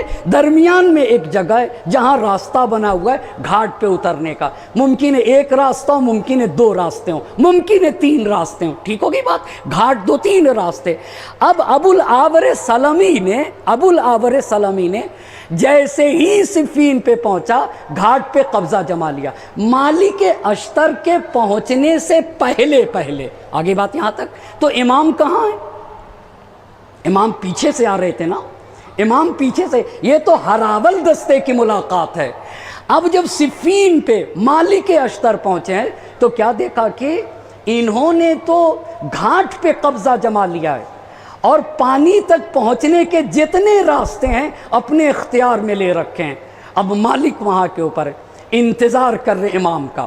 ادھر سے امام آ گئے اور صفین پہ امیر المومنین. آپ کو پتہ ہے معاویہ کے پاس 1,20,000 افراد ہیں. صفین میں معاویہ کتنے لوگوں کو لے کر آیا ہے؟ 1,20,000. اور امام جو کوفے سے لے کے چلے تھے 80,000. اور پھر مدائن میں کچھ امام کے ساتھ ہوئے تو امام کے بھی اصحاب 1,00,000 کے قریب ہیں. 1,00,000 کچھ تھوڑے سے کم. ادھر 1,20,000 ہیں اور امام کے پاس کتنا بڑا لشکر ہے؟ امام کے پاس 1,90,000 1,00,000 کچھ. اس طریقے سے تاریخ کی کتابوں میں لکھا. آپ 1,00,000 امام کے پاس مانیں، 1,20,000 کدھر ہیں؟ معاویہ کے پاس. اچھا ادھر سے معاویہ آیا اور وہ بھی صفین پہ، امیر المؤمنین بھی. صحیح ہو گئی بات یہاں تک. اب جب امیر المومنین پہنچے ہیں نا تو یہ امام کے جو اصحاب تھے، امام کے مالک، انہوں نے تو دیکھا امام نے دیکھا کہ انہوں نے گھاٹ کو اپنے اختیار میں لے لیا اور ایک غیر انسانی حرکت کی ہے. یہ انسان کا کام نہیں ہوتا ہے. پانی ہر ذی حیات کا حق ہے. ہر وہ شے جس کے اندر جان پائی جاتی ہے پانی اس کا حق ہے اور اس سے اس حق کو چھینا نہیں جا سکتا ہے. تو یہ ایک غیر نہایت پست کام تھا پانی بند کر دینا. بھائی یہ بتائیے لڑائی آپ کی اور مجھ سے ہو جائے اور میرا تالاب ہو اور اس میں مچھلیاں پلی ہوں، ٹھیک ہے، یا آپ کا تالاب اس میں مچھلی پلی ہو، لڑائی آپ سے میری ہے. میں نے جا کے آپ کی مچھلی کو زہر دے دیا، آپ کیا کہیے گا؟ بھیا مجھ سے لڑو نا، مچھلی نے کیا بگاڑا؟ آپ بتائیے. یا لڑائی آپ سے مجھ سے، آپ کے درخت تھے، میں نے جا کے آپ کے درخت کاٹ دیے، یعنی آپ کو نقصان نہیں پہنچا پا رہا ہوں، آپ سے مقابلہ نہیں کر پا رہا ہوں تو جا کے آپ کے درخت کو کاٹ دے رہا ہوں. لڑائی آپ سے. یہ بتائیے آپ کے بچے سے تو لڑائی نہیں نا، آپ کی شریک حیات سے تو لڑائی نہیں، لڑائی آپ سے. اور آپ سے نہ لڑ پاؤں جا کے آپ کے آل اولاد اور آپ کے پتھر کے اوپر، آپ کے گھر پہ پتھر برسانے لگوں تو بھائی علی سے لڑو نا. پانی سے کیا مشکل ہے؟ پانی کیوں بند کر رہے ہو؟ پانی تم بھی پیو، ہر ذی حیات کا حق ہے.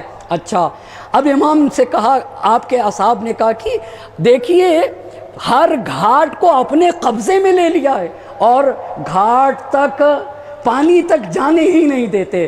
تو امام کے اصحاب ہیں، ان صحابی ہیں، ان کا نام ہے سعصع بن سوحان.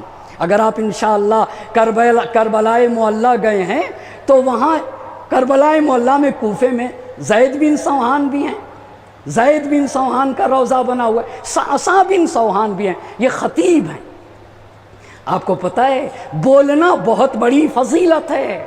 اسی کو تو ہمارے چوتھے امام نے جب دمشق کی جامع مسجد میں خطبہ دیا تو جہاں اپنی تمام فضیلتوں کو بتایا، ایھا الناس اعطینا العلم والحلم والسماحۃ والفصاحۃ والشجاعۃ والمحبۃ فی قلوب المؤمنین، جہاں ساری باتیں بتائی وہاں یہ بھی کہا کہ بولنے کا سلیقہ ہمیں دیا گیا۔ تو اب بات یہاں تک صحیح ہے نا؟ اچھا، امام کہاں پہنچ گئے؟ صفین پہنچنے کے بعد دیکھا کہ گھاٹ پہ قبضہ ہے۔ امام نے ساسا بن سوہان کو بلایا، خطیب تھے، ساسا بن سوہان کو بھیجا معاویہ کے پاس، اور معاویہ کے پاس بھیج کر کہا جائیے معاویہ سے بات کریے۔ بات کیا کرنا ہے؟ ہم آئے کس لیے ہیں؟ بہت توجہ کریے گا، یہی تو علی کا فتح۔ معاویہ سے بات کریے۔ ساسا بن سوہان پہنچے، امام کا پیغام لے کر پہنچے۔ ساسا بن سوہان امام کا پیغام لے کے پہنچے، معاویہ سے ملے۔ ساسا نے کہا کہ میرے آقا کا ایک پیغام ہے۔ کا پیغام کیا ہے؟ کہا کہ پیغام یہ ہے کہ ہم اس لیے یہاں آئے ہیں، بہت غور کریے گا، ہم لڑنے نہیں آئے ہیں۔ یہ ساسا بن سوہان سے صفین کے مقام پر کہلوایا، ہم لڑنے نہیں آئے ہیں۔ پھر ہم آئے کیوں ہیں؟ ہم تو اتمام حجت کرنے آئے۔ اتنے ہم نے خط لکھے، بات نہیں سمجھ میں آئی تو ہم نے چاہا کہ ہم چلیں سامنے سے جا کر کہہ دیں کہ مسلمانوں کا خون بہے گا، نہ لڑو، علی خلیفۃ المسلمین ہے، تسلیم ہو جاؤ۔ یہ آپ غور کریے نا، یہاں سے آپ کو حقانیت کا اندازہ ہوگا، یہاں سے آپ کو سچائی کا اندازہ ہوگا۔ امام کہہ رہے ہم لڑنے، صفین پہ پہنچ کے کہا امام نے ہم لڑنے نہیں آئے، اس سے جا کے کہہ دو ہم آئے ہیں اتمام حجت کے لیے، لہٰذا پانی کھول دو، گھاٹ سے پہرا ہٹا دو، لشکر پانی پیے، اپنا پانی حاصل کرے، آؤ ہم اور تم بیٹھ کے بات کرتے ہیں۔ آپ یہ بتائیے اس سے بڑی منطقی اور بات کیا ہو سکتی تھی؟ اس سے بڑی بات کیا ہو سکتی تھی؟ کہ بھئی یہ کون سی بات ہے؟ ہم لڑنے نہیں آئے کہ تم نے جا کے گھاٹ کو بند کر لیا، ہم تو اتمام حجت کرنے آئے ہیں۔ اچھا اتمام حجت، لہٰذا پہرے ہٹاؤ، آؤ بات رکھتے ہیں، تم بھی اپنی بات رکھو، ہم بھی اپنی بات رکھتے ہیں۔ ہم تو نحنو ابناء الدلیل، ہم تو دلیل کے بیٹے ہیں، اگر تمہاری بات قانے کنندے ہم مان لیں گے، اگر ہماری بات قانے کنندے ہے اور مطمئن کرنے والی ہے تو تمہیں مان لینا چاہیے۔ صحیح بات فرمائی یا نہیں فرمائی؟ اس سے بہتر کیا ہو سکتی ہے؟ اچھا تو اب جانتے کیا کہتا ہے؟ کہتا ہے کہ میں گھاٹ سے پہرا ہٹانے کے لیے اپنے ساتھیوں سے مشورہ کروں گا، اپنے ساتھیوں سے کیا کروں گا؟ مشورہ کروں گا، گھاٹ سے پہرا ہٹانے کے لیے مشورہ۔ تو کس سے مشورہ کرو گے تم؟ کس سے؟ تو کہا ولید ابن عقبہ ابن ابی معیط۔ یہ کون تھا؟ یہ کون تھا؟ ابھی بتایا نا، جو کوفے کا گورنر تھا، جو شراب پی کے نماز پڑھا رہا تھا اور رکوع میں جا کر کہتا تھا تیسرے خلیفہ کے زمانے میں، اشربی واسقنی، پیو اور پلاؤ۔ یہ گورنر تھا کوفہ کا تیسرے خلیفہ کے زمانے میں، اس سے مشورہ لے گا، یعنی شرابی سے مشورہ لیا جائے گا۔ آپ کو پتہ ہے بد کردار سے مشورہ لیا جائے گا۔ ظاہر سی بات ہے، کبوتر کبوتر کے ساتھ اڑتا ہے، باز باز کے ساتھ اڑتا ہے۔ ایک صلوات پڑھ دے بر محمد اور آل محمد۔ بھائی ایسے ہی لوگ نا، کبوتر کبوتر کے پاس ساتھ اڑتا ہے، باز باز کے ساتھ اڑتا ہے۔ ولید ابن عقبہ سے، اور کس سے لوگے مشورہ؟ عبداللہ ابن سعید سے۔ عبداللہ ابن سعید کون ہے؟ تیسرے خلیفہ کا رضائی بھائی ہے۔ آگے بات سمجھ میں؟ رضائی بھائی تیسرے خلیفہ کا، وہ کون ہے؟ عبداللہ ابن سعید اور ولید ابن عقبہ۔ ولید ابن عقبہ عبداللہ ابن سعید سے جب معاویہ، اور ساسا وہیں موجود ہیں، ساسا بن سوہان وہیں موجود ہیں، سورما لے کر امام علی علیہ السلام آئے تھے۔ اب جب ولید سے اور عبداللہ ابن سعید سے مشورہ کیا تو دونوں نے کہا کہ ہم عثمان کو پیاسا قتل کیا گیا ہے۔ اچھا امام نے پانی بھی بھیجا، امام نے پانی بھی بھیجا تھا، بھیجوایا تھا، اور بار بار سمجھایا کہ یہ غلطیاں مت کرو، نہیں مانے مگر، اور وہ اپنی چھت سے آ کر فریاد کرتے تھے، تیسرے خلیفہ فریاد کرتے تھے کہ ہلاک ہو جاؤں گا، علی کو بھیجو میرے پاس، ایک ایک بات پہ توجہ کرے۔ کہا چونکہ عثمان کو پیاسا مارا گیا، لہٰذا ہم بھی ان کو پیاسا ماریں گے، اس لیے ہم نہیں کھولیں گے۔ آپ کو پتا ہے اسی لیے کربلا میں آج محرم کی 7 تاریخ ہے نا، اسی لیے کربلا میں چونکہ معاویہ نے پانی بند کیا تھا اور یزید اس کثیف انسان کا بیٹا ہے، اسی لیے اپنے باپ کی اس گندی سنت کو بھی اس نے کربلا میں عملی جامہ پہنا ہے، اسی لیے محرم میں پانی، بھائی صاحب محرم سے پہلے صفین میں پانی بند کیا گیا، اور اس کا مسئلہ جاتا ہے قتل عثمان پہ۔ امام حسین کے حالات کو تبھی بہتر طریقے سے جانا جا سکتا ہے جب آپ پورے قتل عثمان کے پہلے سے حالات کو جانیں گے، جب تک یہ نہ جانا جائے گا کربلا نہیں جانی جا سکتی ہے۔ یہاں تک بات ہو گئی، کا بند کیا تھا۔ اچھا، ساسا کو غصہ آ گیا، تمہاری یہ جرت ہے، تمہاری یہ مجال ہے، تم ہمیں پیاسا قتل کرو گے، تو میں ہو گئی، اور شدید تو میں ہو، اور تو میں ہونے کے بعد اب وہ لوگ گالی گلوچ پہ آ گئے۔ جب گالی گلوچ پہ آ گئے تو ساسا اٹھے، وہاں سے اٹھنے کے بعد امام کی خدمت میں آئے، امام کی خدمت میں آ کے داستان کو نقل کر دیا۔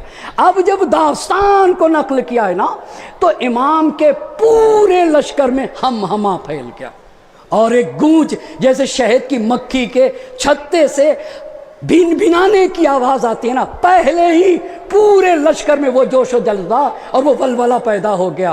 آپ کو پتا ہے مرد وہ ہیں پرے باطل جو قطر دیتے ہیں، جوش نے کہا مرد کاٹتے نہیں ہیں، مرد قطر دیتے ہیں۔ اچھا، کاٹے تو اڑنے کی کیپیسٹی باقی رہتی ہے اگر کبوتر کے پر کاٹ دیے جائیں، مگر اگر قطر دیے جائیں تو ابھی کیپیسٹی بھی ختم ہو جاتی ہے۔ مرد وہ ہیں پرے باطل جو قطر دیتے ہیں، حق جو مانگے تو دل و جان و جگر دیتے ہیں، شیر سا بھائی تو یوسف سا پسر دیتے ہیں، ہاتھ بیعت کو بڑھاتے نہیں سر دیتے ہیں۔ اللہ اللہ، ہاتھ بیعت کو بڑھاتے نہیں سر دیتے ہیں، آتش مرگ میں بے خوف و خطر جاتے ہیں، آنچ آتی ہے جو عزت پہ تو مر جاتے ہیں۔ صلوات پڑھیں بر محمد اور آل محمد۔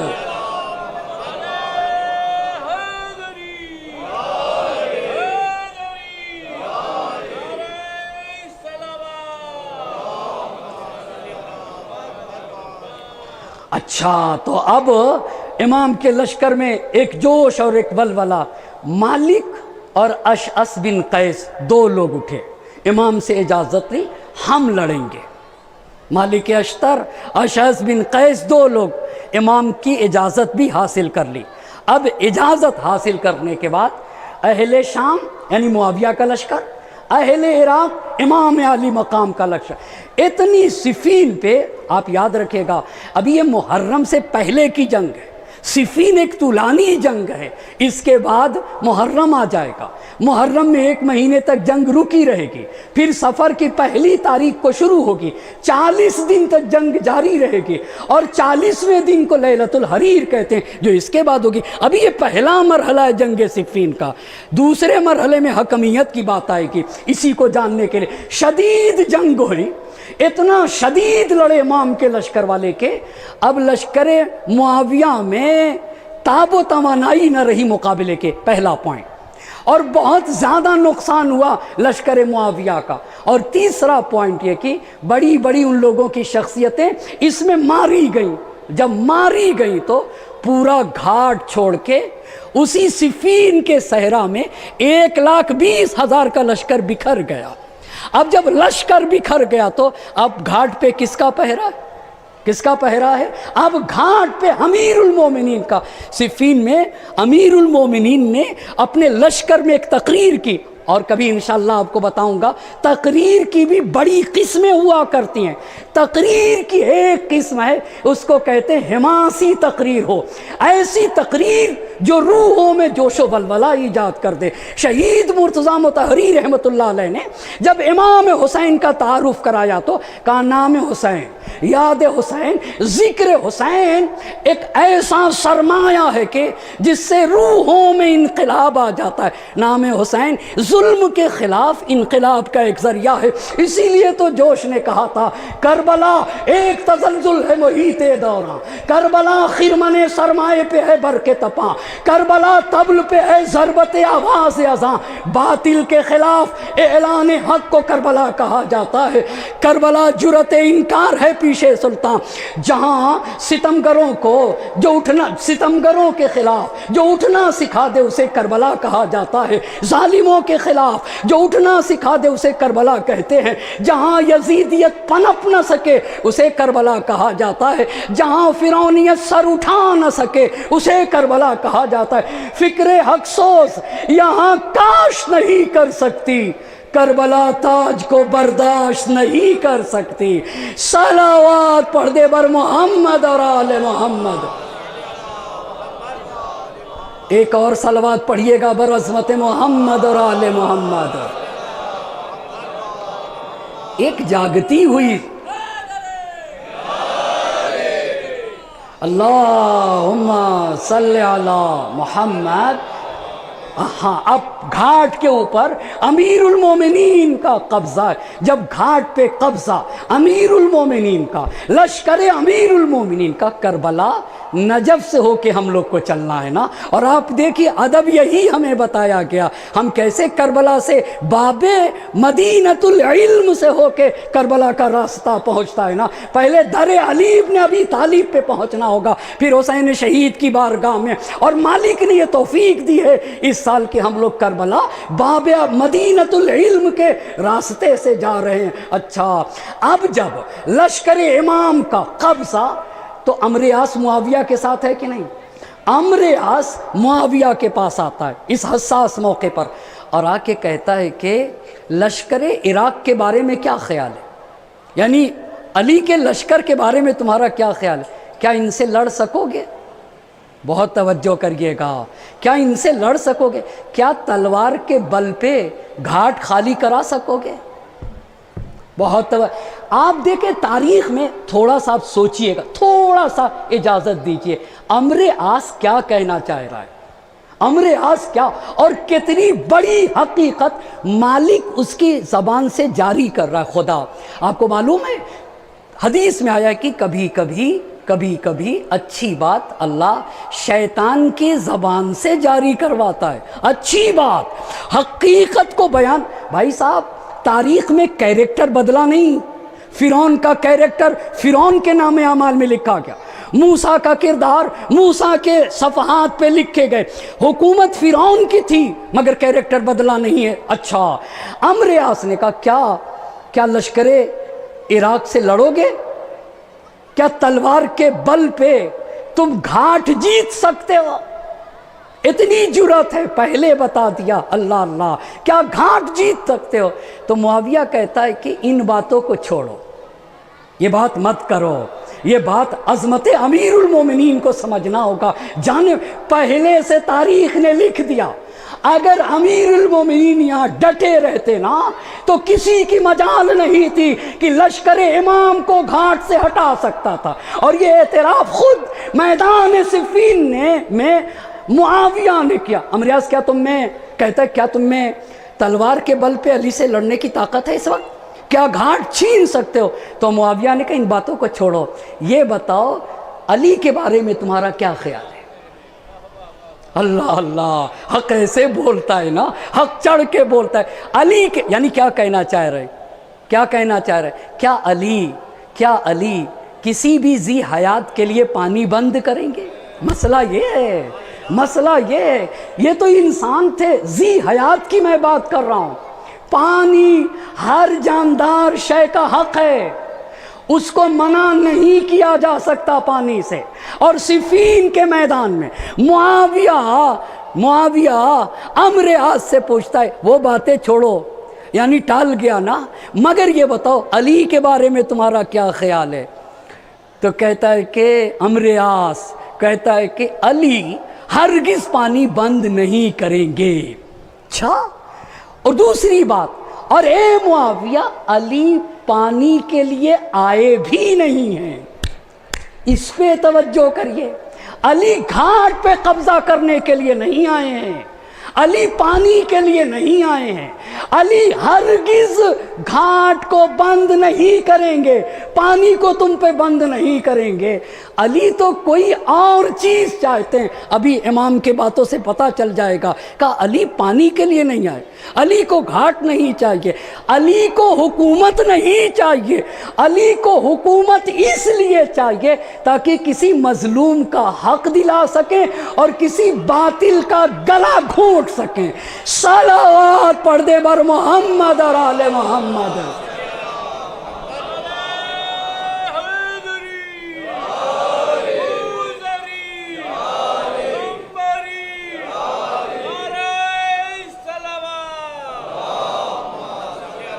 علی کو حکومت نہیں چاہیے، علی پانی کے لیے نہیں، علی کسی اور چیز کے لیے۔ امام نے کیا کہا تھا؟ ساسا سے کیا کہلوایا تھا؟ اتمام حجت کے لیے آیا ہوں۔ بہت توجہ کریے گا، ابھی تک ہدایت کا راستہ ہے، جب تک علی کہہ رہے ہیں پلٹ اور راہ راستے۔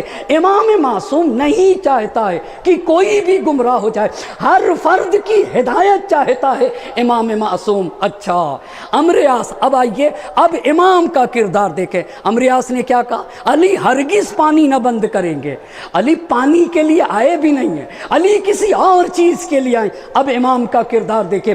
حدیث کی کتابوں میں محدثین نے، مؤرخین نے یہ بات لکھی ہے کہ جب گھاٹ کے پر امیر المومنین کا پہرا رہا تو بہت سارے اصحاب امام کے پاس آئے، کہا آقا جیسے انہوں نے پانی بند کیا ہم بھی بند کریں گے، مگر جیسے ہی کا لا، اب اس کو عربی پڑھنا چاہوں گا، امام کے عربی کلمات کو پڑھنا چاہوں گا، ان کی اپنی برکات ہے۔ لا خلو بینہم و بینہ، اللہ اللہ، ہرگز نہیں، ہرگز نہیں، پانی کا راستہ کھول دیا جائے لشکر شام کے لیے۔ آپ یہ بتائیے امام حسین نے جب ہر کے لشکر کو پانی پلایا تھا تو ہر دشمن بن کے آئے تھے یا دوست بن کے آئے تھے؟ ہاں، آپ غور کریں نا، آپ ذرا کردار کو کردار سے ملائیے گا، کردار کو۔ یہاں پہ بھی امیر المومنین دوست کے لیے گھاٹ کھول رہے ہیں یا دشمن کے لیے؟ اسی کو کہا جاتا ہے جمع مرد، جو اپنے دشمن سے بھی محبت کرے اس کو جمع مرد کہا جاتا ہے۔ جو عرفان کے اس منزل پر ہو کہ کوئی بھی عمل خدا کی رضا سے ہٹ کے نہ ہو، ایسے انسان کو جمع مرد کہا جاتا ہے۔ آپ ذرا کردار کو کردار سے ملاتے جائیے۔ یہاں لشکر شام جو خون کا پیاسا بن کے کا گھاٹ کھول دیا جائے، ابھی بہت توجہ کرے گا، گھاٹ کھول دیا جائے، اور وہاں امام حسین علیہ السلام نے ہر کے لشکر کو پانی پلا دیا، اس کے بعد کہا کہ گھاٹ کھول دیا جائے ان کے درمیان۔ اما انی سنعرض علیہم کتاب اللہ وندعوہم الی الہدی، یہ جواب ملے گا امام کیوں آئیں گے؟ میں گھاٹ کھول دو، یہ پانی لے کے جائیں، میں تو ان کے سامنے انہیں کتاب خدا پیش کرتا ہوں، ان کے سامنے انہیں بلاتا ہوں قرآن کی طرف، انہیں کتاب خدا کی دعوت دیتا ہوں، وَنَدْعُوهُمْ إِلَى الْهُدَى، اور انہیں میں بلا رہا ہوں ہدایت کے لیے۔ میں آیا اس لیے ہوں، آپ ایک صلوات پڑھیے تو میں اس جملے کے معنی کروں گا۔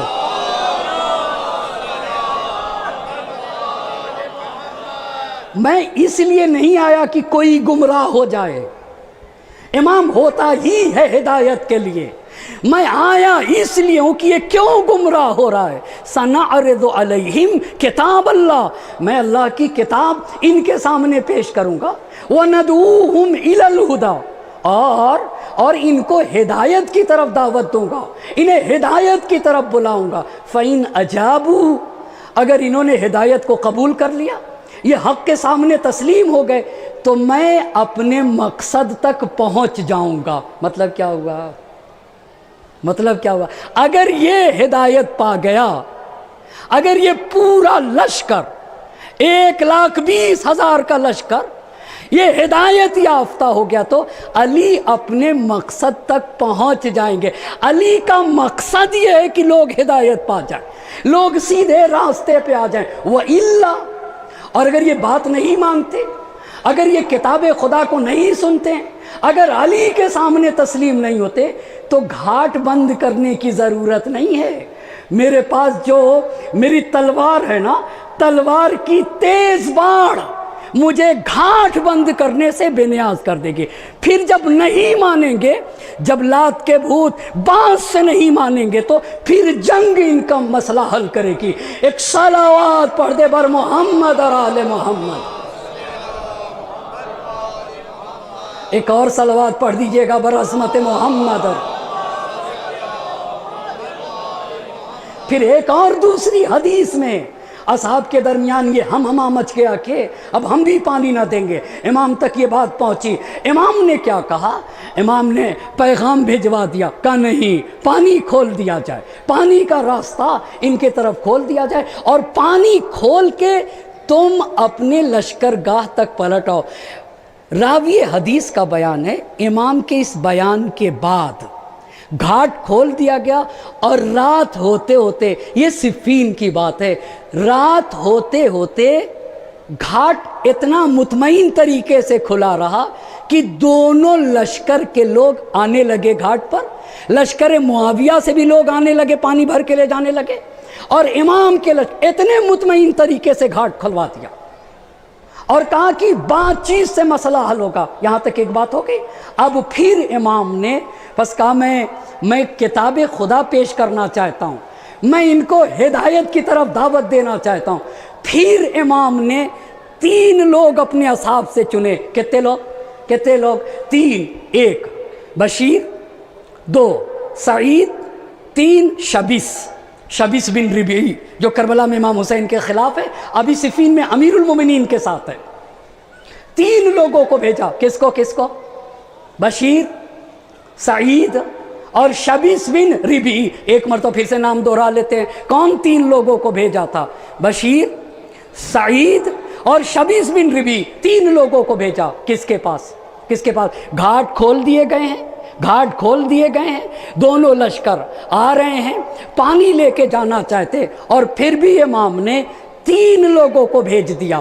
بشیر ہیں، سعید ہیں، اور کون ہیں؟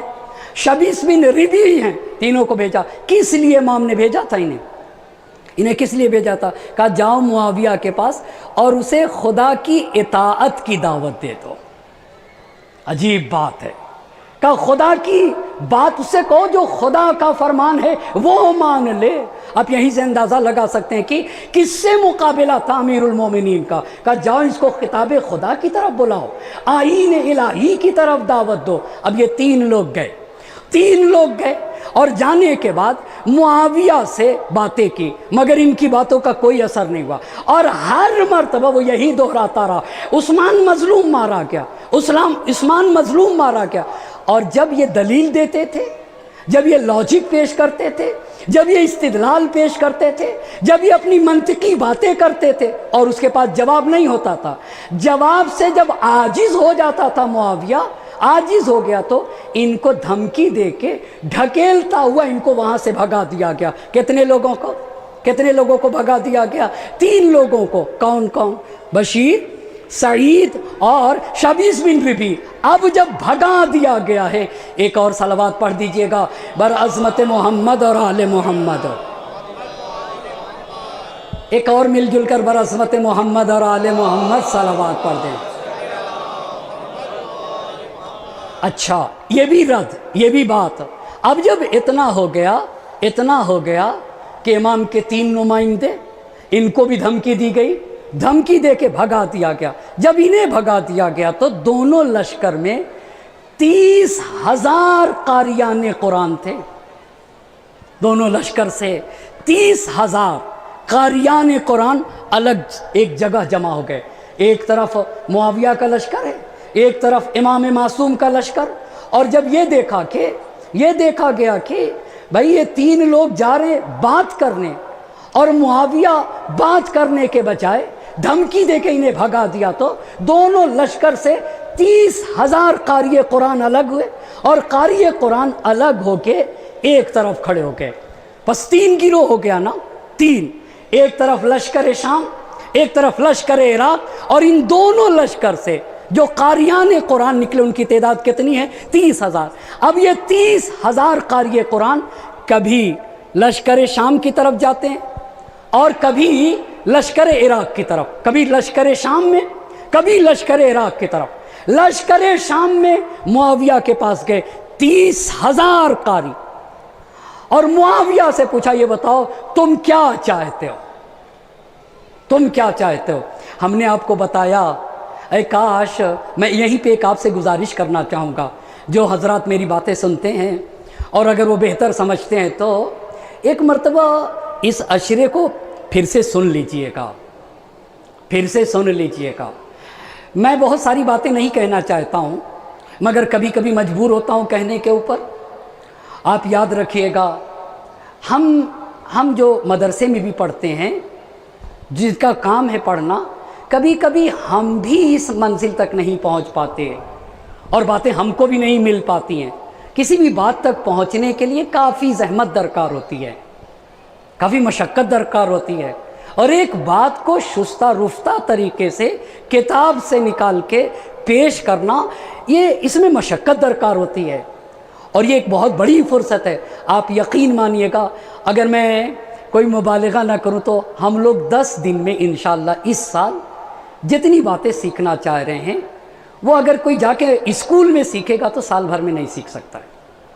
میں بغیر کسی اس کے کہنا چاہتا ہوں، میں بغیر مبالغے کے ان باتوں کو کہنا چاہتا ہوں، 2 سیمسٹر میں بھی نہیں سیکھی جا سکتی ہیں. یہ سید الشہداء کا اعجاز ہے، یہ عزائے سید الشہداء کا اعجاز ہے، یہ فرش عزا کی برکت ہے. جہاں صدیوں کا سفر لمحوں میں طے کیا جاتا ہے اس جگہ کو فرش عزا کہا جاتا ہے. 30,000 قاری، 30,000. آپ کو بتایا تھا نا عمرو عاص نے مشورہ کیا دیا تھا، اس کو تھوڑا سا دہرا دوں. یہ ظاہراً تیسری چوتھی یاد نہیں کس مجلس میں یہ بات تھی.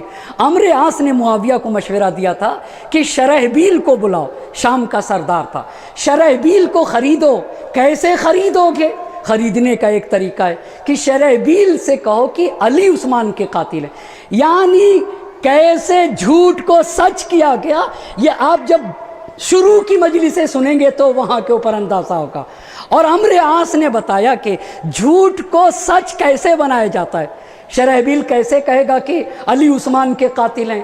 تو کہا اس کے لیے بسر بن ارتاد کو خرید لو، عمرو بن سفیان کو خرید لو، ان کو بلاؤ، ان کو سکھا دینا علی عثمان کے قاتل ہیں. اور شرحبیل ان سے مشورہ لیتا ہے. پھر شرحبیل کو بلانا، شرحبیل سے کہنا کہ میں نے علی کی بیعت نہیں کی ہے، بیعت اس لیے نہیں کی کہ علی عثمان کے قاتل ہیں.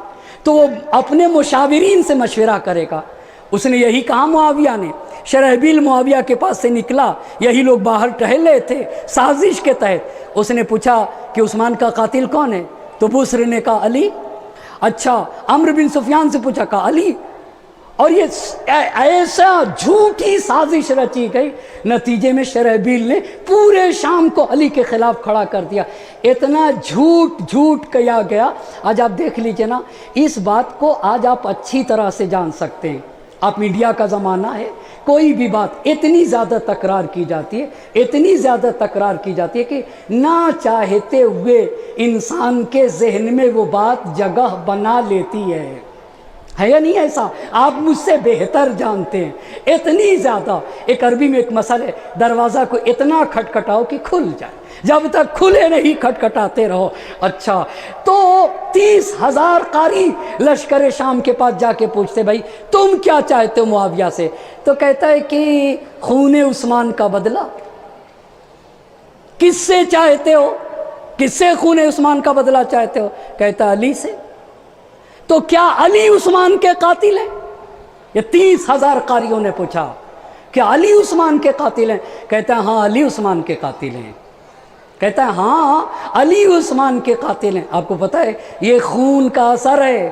خون تو خون ہے، ٹپکے گا تو جم، یہ خون کا اثر ہے، جو دودھ ہے، پانی ہے، تو کیا علی عثمان کے قاتل ہیں؟ کہاں علی عثمان کے قاتل ہیں۔ اچھا، یہ پورا 30,000 کا لشکر امام کے پاس آتا گیا، دونوں گروہ کے درمیان۔ یہ لشکر کیوں تھا؟ یہ 30,000 قاریان قرآن کیوں نکلے تھے؟ یہ نکلے اس لیے تھے، جب علی مرتضیٰ انہوں نے گھاٹ کو نہیں خالی کیا، امام نے انسانی کارنامہ انجام دیا، گھاٹ سے اپنے پہرے ہٹا لیے، تو وہی سمجھ میں آ گیا، کہا بھئی علی منطق سے مسئلے کو حل کرنا چاہتے ہیں، بات سے مسئلے کو حل کرنا چاہتے ہیں، ہم قاریان قرآن ہیں، چلو مسئلے کو حل کرتے ہیں۔ بہت توجہ کریے گا، چلو مسئلے کو 30,000 قاری قرآن وہاں گئے، کہا علی، کہا کیا علی قاتل ہے؟ کہاں علی عثمان کے قاتل ہیں۔ 30,000 کا لشکر امام کے پاس آ گیا، امام سے کہا کہ معاویہ کا کہنا ہے کہ آپ عثمان کے قاتل ہیں، خدا کی قسم یہ میرے امام کی مظلومیت ہے۔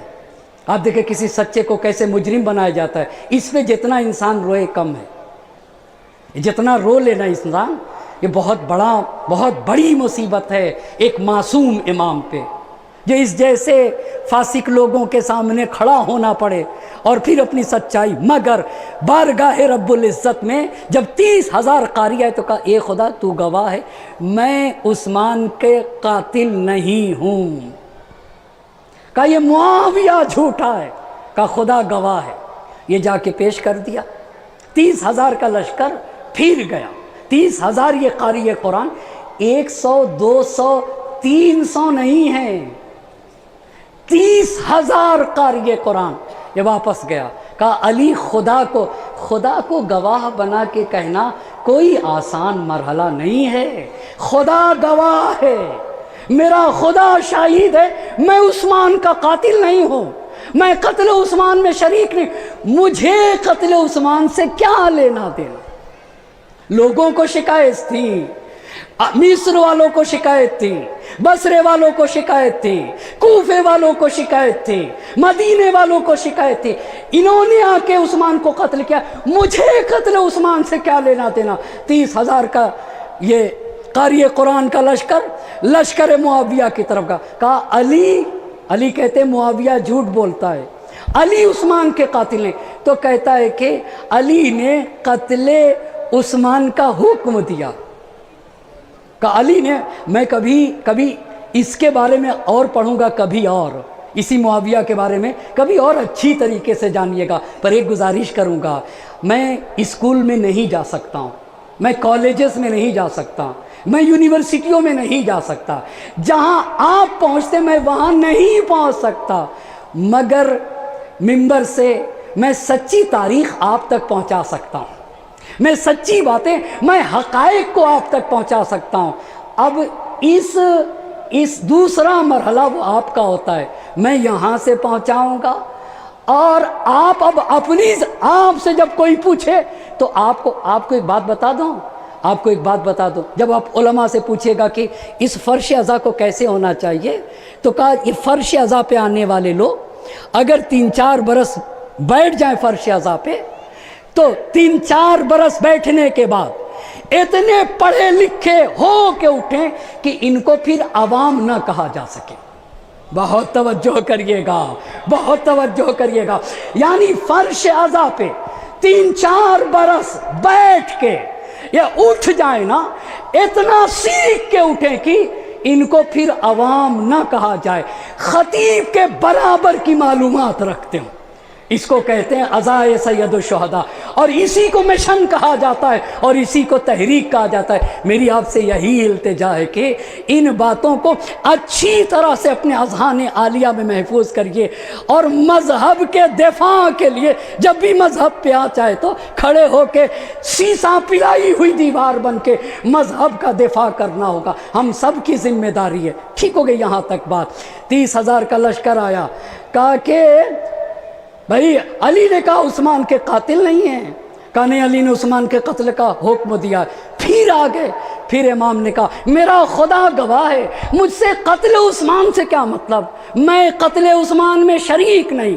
ایک طویل مدت تک نصر بن مزاحم، یہ کون سے رائٹر ہیں؟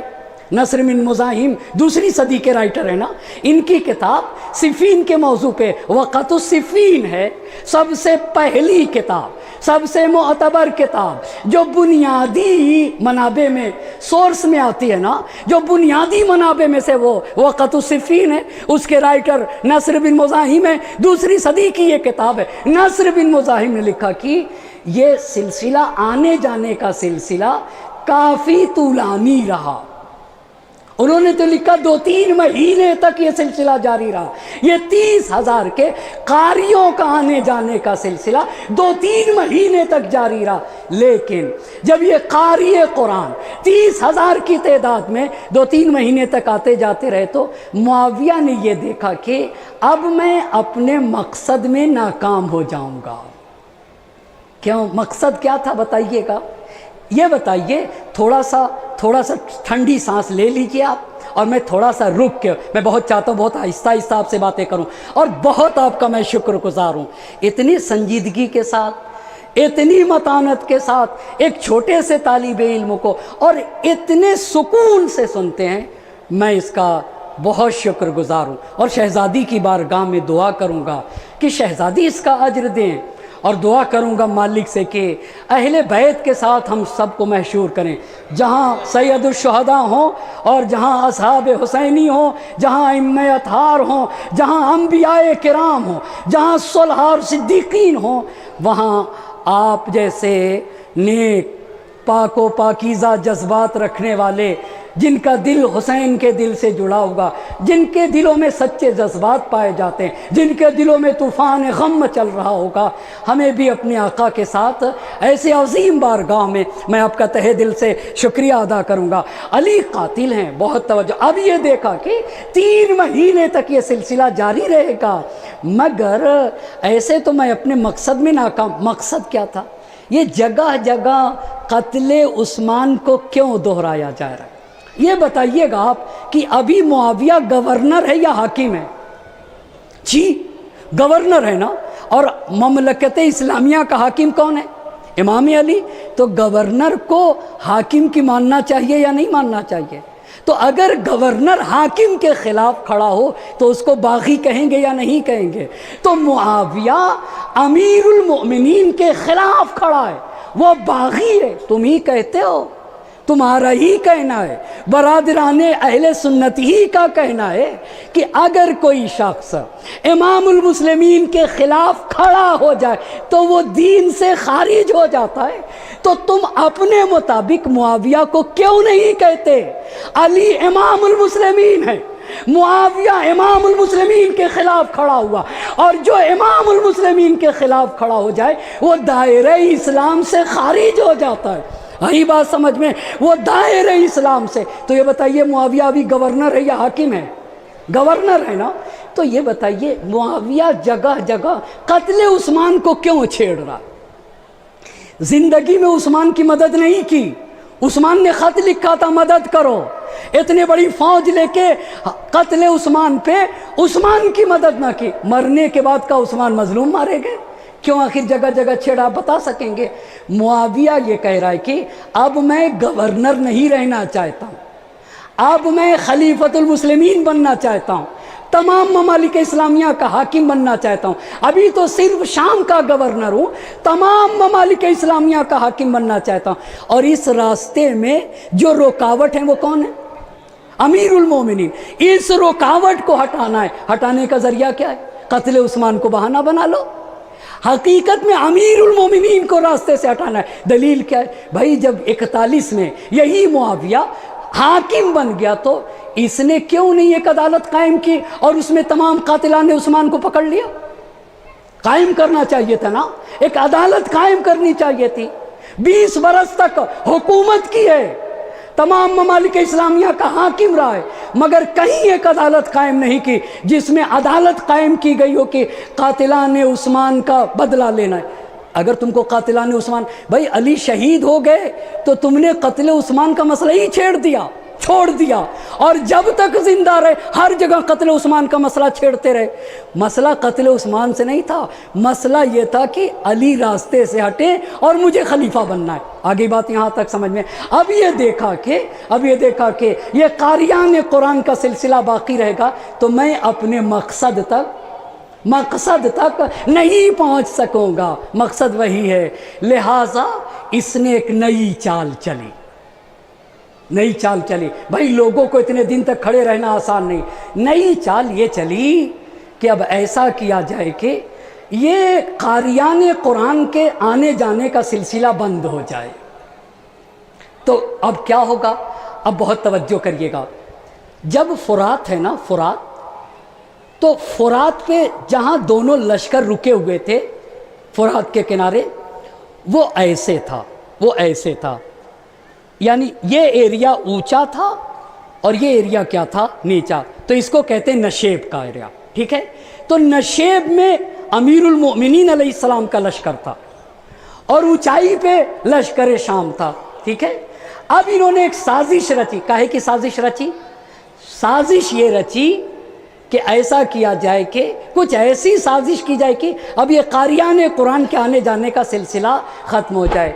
तो मुआविया ने एक तीर के ऊपर, तीर आपने देखा है ना, तीर जब जाता है तो तीर के आगे का एक हिस्सा होता है और तीर के जो एक पीछे का हिस्सा होता है वो भी ऐसे बना होता है। इसको कहते हैं जो तीर के पीछे का पुश्त तीर। तीर के पुश्त पे एक जुमला लिखा, वो लोग ऊपर की जानिब है, नीचे की जानिब है, ऊपर की जानिब, और लश्कर अमीरुल मोमिनीन का है नीचे की जानिब। तीर की पुश्त पे एक जुमला लिखा और वो जुमला लिख के, अच्छा रुकिए, अब मैं बताना चाहूँगा। ये जब ऊंचाई के ऊपर हैं और इधर फुरात है और ये बंधा है जो पानी को इधर आने से रोक रहा है। तो अगर ऊंचाई वाले बंधे को काट दे और फुरात का पानी इधर बहने लगे तो नशेब में आएगा या ऊपर जाएगा? नीचे की तरफ आएगा ना। तो इसने एक साजिश चली, उसके इतनी कैपेसिटी नहीं थी या कि वो बंधा खोल नहीं सकता था, पर लश्कर को और ये कारियान कुरान को दरमियान से हटाने के लिए एक साजिश रची कि एक तीर मंगाया, उस तीर पर एक जुमला लिखा। मैं उस जुमले को लिख के लाया। आने वाले दिनों में इंशाअल्लाह आप दुआ करिएगा, किताब लेकर आऊँगा इंशाअल्लाह। सारी किताबें यहाँ एक और पोडियम रख लेंगे और उस पर सारी किताबें रख लेंगे और किताबों के दरमियान जहाँ हवाले होंगे कागज़ लगा दूंगा और खोल के आपके सामने ऐसे, ताकि आपके एतमाद में भी और ज़्यादा इजाफा हो जाए। और इतनी बात फिर मैं अपने मोहतरम मजमे से कहना चाहता हूँ, बात देखे बगैर कुछ भी आपके सामने अर्ज़ नहीं करता हूँ। पहले किताब से पढ़ता हूँ, फिर लिखता हूँ, फिर मजलिस को तरतीब देता हूँ, उसके बाद आपके सामने पेश करने की कोशिश करता हूँ और चाहता हूँ कि इन 10 दिनों को तहरीक के उन्वान से देखा जाए। ये मिशन है, ये तहरीक है। हर मिशन और हर तहरीक को कुर्बानी के पुश्ते तीर पे लिखा है कि ए लश्करे इराक़। लश्कर इराक़ कौन है?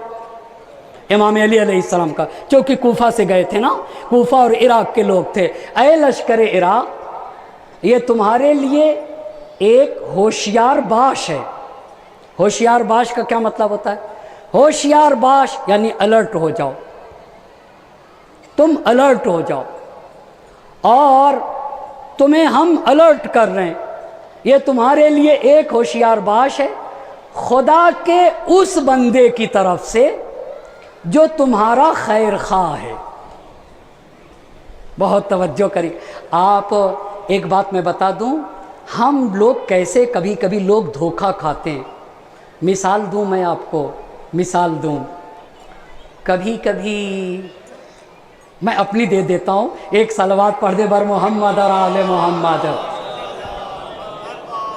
कभी कभी हम लोगों की कुछ लोग तारीफ़ें करते हैं, हम लोगों की मजलिस पढ़ के जब उतरते तो तारीफ़ें करते हैं, तो तारीफ़ में कभी कभी बहुत मुबालगा कर देते हैं। मिसाल के तौर पर कभी कभी एक 25 बरस का जवान कहेगा, क़िबला आपने क्या मजलिस पढ़ी है, 40 बरस से ऐसी मजलिस सुनी नहीं थी। कितने बरस का है भाई साहब? خود 25 برس کا ہے. خود کتنے برس کا ہے؟ خود 25 برس کا ہے. 30 برس سے 35 برس سے ایسی مجلس نہیں سنی. اب اگر قبلہ کے سمجھ نہیں ہے تو اپنے سے باہر ہو جائیں گے. ہاں بات تو صحیح ہے بھائی، ہم سب سے اچھی مجلس پڑھتے ہیں. یہ ہر انسان کا کمزور پہلو ہے. بہت توجہ کریے گا. آپ بتائیے کوئی ہے جس کو تعریف اچھی نہ لگتی ہو؟ جی اگر کوئی ایسا ہوگا تو مجھے بتا دیجئے گا. ایک صلوات پڑھ دے بر محمد اور آل محمد.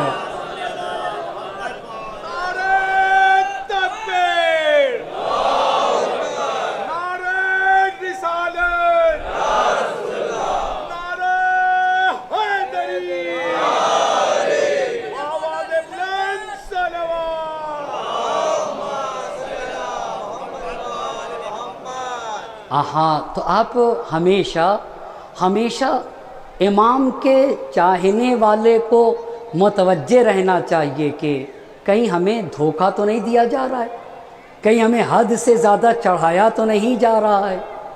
یہ ہمیشہ سمجھتے رہنا چاہیے. ایک مضبوط انسان کی پہچان ہے.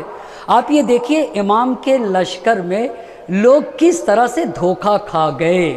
اتنا مضبوط جو لشکر ہے، اتنا مضبوط کہ عمرو عاص نے جب پوچھا کہا تم تلوار کے بل پہ گھاٹ نہیں چھین سکتے. ہاں کردار کی بنیاد پہ علی گھاٹ چھوڑ دیں گے پر تلوار کی بنیاد پہ نہیں. مگر اس لشکر کے ساتھ کیا ہو گیا؟ کیا ہو گیا جو اتنا مضبوط اور قوی لشکر؟ پھر سنیے گا. اسی لیے لکھ کے لایا ہوں اے لشکر راک.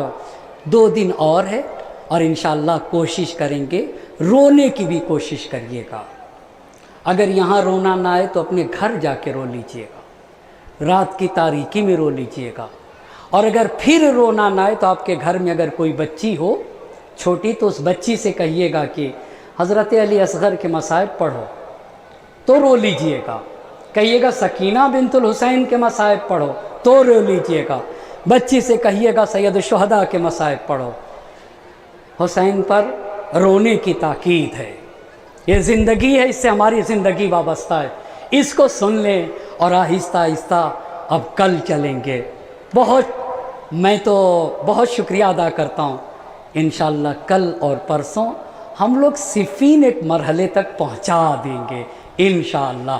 اور پھر اللہ نے زندگی دی، حیات دی تو یہ اشرا تحریک ہے، یہ مشن ہے. جہاں سے سلسلے گفتگو رکے گا انشاءاللہ آنے والے دنوں میں اسی کے آگے سے اس کاروان کو اور اس مقصد کو انشاءاللہ آگے بڑھایا جائے گا. اے لشکر عراق، یہ بتائیے یہ معاویہ لکھ رہا ہے نا، اور ایک تیر کی پشت پہ لکھ کے اے لشکر عراق، یہ تمہارے لیے ایک ہوشیار باش ہے.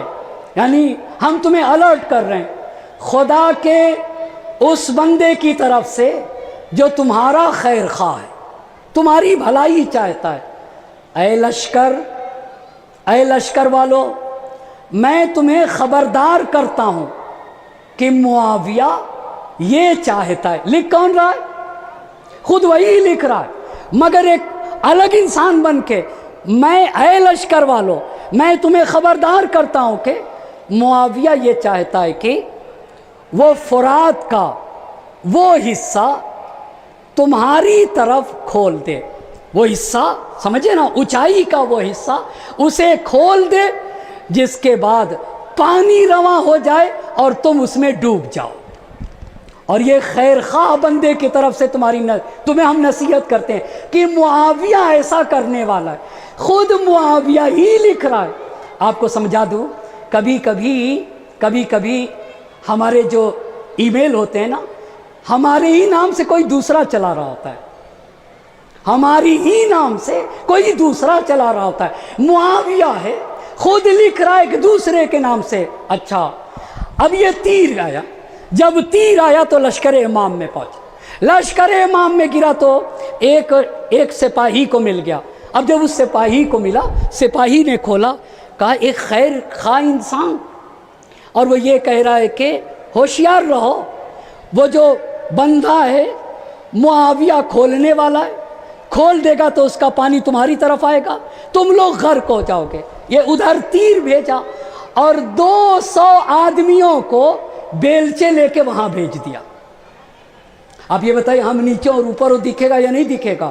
200 आदमियों को वहां बेलचा दे के भेज दिया और वो खोदने की तैयारी में, और इधर ये खत, और खत एक ने पढ़ा दूसरे की जबान पे, सारे सिपाहियों की जबान पे जारी होता गया। और इमाम को जब बात चली तो इमाम ने कहा मुआविया में इतनी दम नहीं है कि वो पानी खोल दे और तुम गर्क हो जाओ, ये जगह ना छोड़ो। इमाम समझाते रहे, बहुत तवज्जो करेगा, इमाम अपने लश्कर को समझाते रहे। और जहाँ इमाम का लश्कर रुका था ना, वो ऐसी जगह थी कि वहाँ से इराक के रास्ते से खाने पीने का सामान भी आ सकता था। अगर वो जगह छोड़ के कहीं और चले जाते तो लश्कर को खाने पीने की चीज भी नहीं मिलती। पूरे लश्कर को इमाम समझाते रहे कि मुआविया धोखा दे रहा है। बहुत गौर से सुन लीजिएगा एक बात और कहूं, कभी कभी लोग अपने रहनुमा से ज्यादा अक्लमंद बन जाते हैं, मुश्किल यहां के ऊपर हो जाती है। आप देख लेना, अमा इमाम कसम बात ही नहीं समझ, इमाम कह रहे धोखा दे रहा है मुआविया, मुआविया नहीं खोदेगा बंदे को, उसके यहाँ तवानाई नहीं पाई जाती है, वो खैर खा कोई और आदमी नहीं है। मुआविया ने खत लिखा है जगह मत छोड़ो, मगर लश्कर में हंगामा नहीं, खैर खा का लेटर है, खैर खा का लेटर। और वो देखिए इमाम को देखा, अरे इमाम देख रहे हैं, तुम क्या दिखाओगे? वो आपको पता है जो कमज़ोर अकीदे के लोग होते हैं ना, वो ज़ाहिर को देखते हैं, बहुत तवज्जो करिएगा, वो ज़ाहिर को देख के धोखा खाते हैं। मगर मजबूत इंसान ज़ाहिर को भी देखता है, साथ साथ बातिन को देखता है। ज़ाहिर से ज़्यादा उसकी निगाह बातिन के ऊपर होती है। वो किसी हवादिस की अता गहराइयों में उतर जाता है, उसी आँख को तो इमाम कहा जाता है, उसी आँख को तो इमाम का मुआविया का धोखा है, मत हटो। मगर लश्कर ने कहा नहीं, ये खैर खा का, लश्कर ने जगह छोड़ दी। जब जगह छोड़ दी तो मुआविया के लश्कर ने वहाँ से हटा के उस जगह पे काबिज हो गया, इमाम का लश्कर दूसरी तरफ चला गया। इतनी बात आज रहेगी। अब इमाम ने उनसे कहा मैंने नहीं कहा था, नहीं कहा था कि जगह मत छोड़ो। अब हमारा आजूका कहाँ से आएगा, खाने पीने की चीज़ें कहाँ से आएंगी? अब फिर से जंग होगी कल, इसी जगह को हासिल करने के लिए, इसी जगह को हासिल करने के लिए। इमाम ने कहा था कि मैंने तुमको समझाया था ये जगह मत छोड़ो, मगर तुमने जगह छोड़ दी। आगे की गुफ्तगू कल की यहीं से। इमाम के लश्कर ने नशेब के एरिए में जो इमाम का लश्कर था, वहाँ एक तीर फेंका गया, उधर से 200 लोगों को वहाँ बंदे पे रखा गया और ये बताया गया कि वो वहाँ का बंदा काटेंगे, पानी आएगा, गर्क होगा। इमाम के लश्कर में ये खबर फैल गई कि एक खैर खा इंसान समझ ही नहीं सके कि मुआविया ने धोखा दिया है, नतीजे में जगह छोड़ दिया। इमाम मासूम की बात ना मानी, खुद के लश्कर, खुद के लोग थे। और अभी आगे की बातें इंशाअल्लाह कल और परसों की गुफ्तगू में मुकम्मल तरीके से मसला हल हो जाएगा। आखिर क्या बात हुई कि हकमियत का मसला आ गया और अली मुर्तज़ा को मुआविया से सुलह करना पड़ गई। सुलह हुदैबिया में अमीरुल मोमिनीन ने लिखा है, और जब कुफ़ार कुरैश के नुमाइंदे ने कहा कि रसूलुल्लाह को मिटाइए, बिस्मिल्लाह को मिटाइए, तो इमाम राज़ी नहीं थे। कहा मैं अपने हाथ से रसूलुल्लाह नहीं मिटा सकता, मैं अपने हाथ से बिस्मिल्लाह नहीं मिटा सकता। तो रसूल खुदा ने सन 6 हिजरी में अमीरुल मोमिनीन से ये कहा था, ए अली आप पर भी एक वक्त आएगा जब आप सुलह करने पर मजबूर हो जाएंगे। ये मेरे नबी की पेशिनगोई थी, ये गैबी खबर थी। बस अज़ीज़ान मोहतरम, आपको मालूम है ना आज मुहर्रम की 7 तारीख है, ये रोने के दिन हैं, ये हज़रत फ़ातिमा ज़हरा के लख्ते जिगर पे आंसू बहाने के दिन है। अल्लाह अल्लाह, ये हुसैन पर रोने के दिन है, हुसैन की मज़लूमियत को याद करने के दिन है। जहाँ हुसैन का घराना उजड़ गया उसे करबला कहा जाता है। हाँ, हुसैन इसी दीन को बचाने के लिए सब कुछ लुटाने को तैयार थे। मीर अनीस अल्लाह मकामहू ने اپنے ایک شعر میں روح کربلا بیان کر دی. ہاتھ خالی تیرے دربار میں آتا ہے حسین, کوئی تحفہ تیرے لائق نہیں پاتا ہے حسین. یہ روح کربلا ہے, یعنی سب کچھ اللہ کی راہ میں قربان کر کے یہ کہا جائے کہ تیرے لائق کوئی تحفہ نہیں. ہاتھ خالی تیرے دربار میں آتا ہے حسین, کوئی تحفہ تیرے لائق نہیں پاتا ہے حسین. شب عاشور تھی اور زہرا کا لال تھا, اور حسین کے باوفا اصحاب حسین کو گھیرے ہوئے بیٹھے تھے, اور مقتل کے الفاظ ہیں کہ صحرائے کربلا میں تاریکی رات چھا رہی تھی, تاریکی چھا رہی تھی. حسین نے ایک خطبہ دیا, اور خطبہ دینے کے بعد حسین نے کہا دیکھو رات کی تاریکی چھا رہی ہے, میں تمہارے گردنوں سے اپنی بیعت اٹھائے لیتا ہوں. دیکھو یہ لوگ میرے خون کے پیاسے ہیں, اگر مجھے پا لیا تو تم سے کوئی مطلب نہ رکھیں گے. اپنے اصحاب سے کہا تم جانا چاہتے ہو تو چلے جاؤ, کیا میرے امام کی کرامت ہے. ہاں اللہ اللہ, جانا چاہو تو چلے جاؤ. وہاں عباس تھے, ابی الفضل العباس, وہاں علی اکبر علیہ السلام, وہی جناب قاسم. اور پھر امام نے کہا اگر اکیلے نہیں جانا چاہتے ہو تو میرے گھر والوں میں سے کسی ایک کا ہاتھ پکڑ لو, یہ رات کی تاریکی چھا رہی ہے, جدھر چاہے چلے جاؤ, میری جان قربان ہو حسین پر. اللہ اللہ. ایک مرتبہ صحاب کھڑے ہو گئے, آقا مگر کیا آپ کے بعد زندگی کا مزہ بھی ہے؟ کیا ہم آپ کے بعد جینے کو پسند کریں گے؟ اجرکم علی اللہ. حسین نے کہا کہ اگر مجھے نہیں چھوڑ کے جانا چاہتے ہو تو دیکھو کل خدا کی راہ میں قربان ہو جانا ہے, کل سب کو شہید ہونا پڑے گا. تو سارے لوگوں نے ایک آواز ہو کے کہا اس سے بڑا شرف کیا ہوگا, ہم اپنے آقا کے ساتھ رہ کے, ان کی بارگاہ میں رہ کے, ان کے رکاب میں خدا کی راہ میں جان دیں گے. اچھا سارے اصحاب نے تو کہہ دیا, مگر ایک کم سن تھا گھر کا, اسے جناب قاسم کہا جاتا ہے, جو 13 برس کے تھے.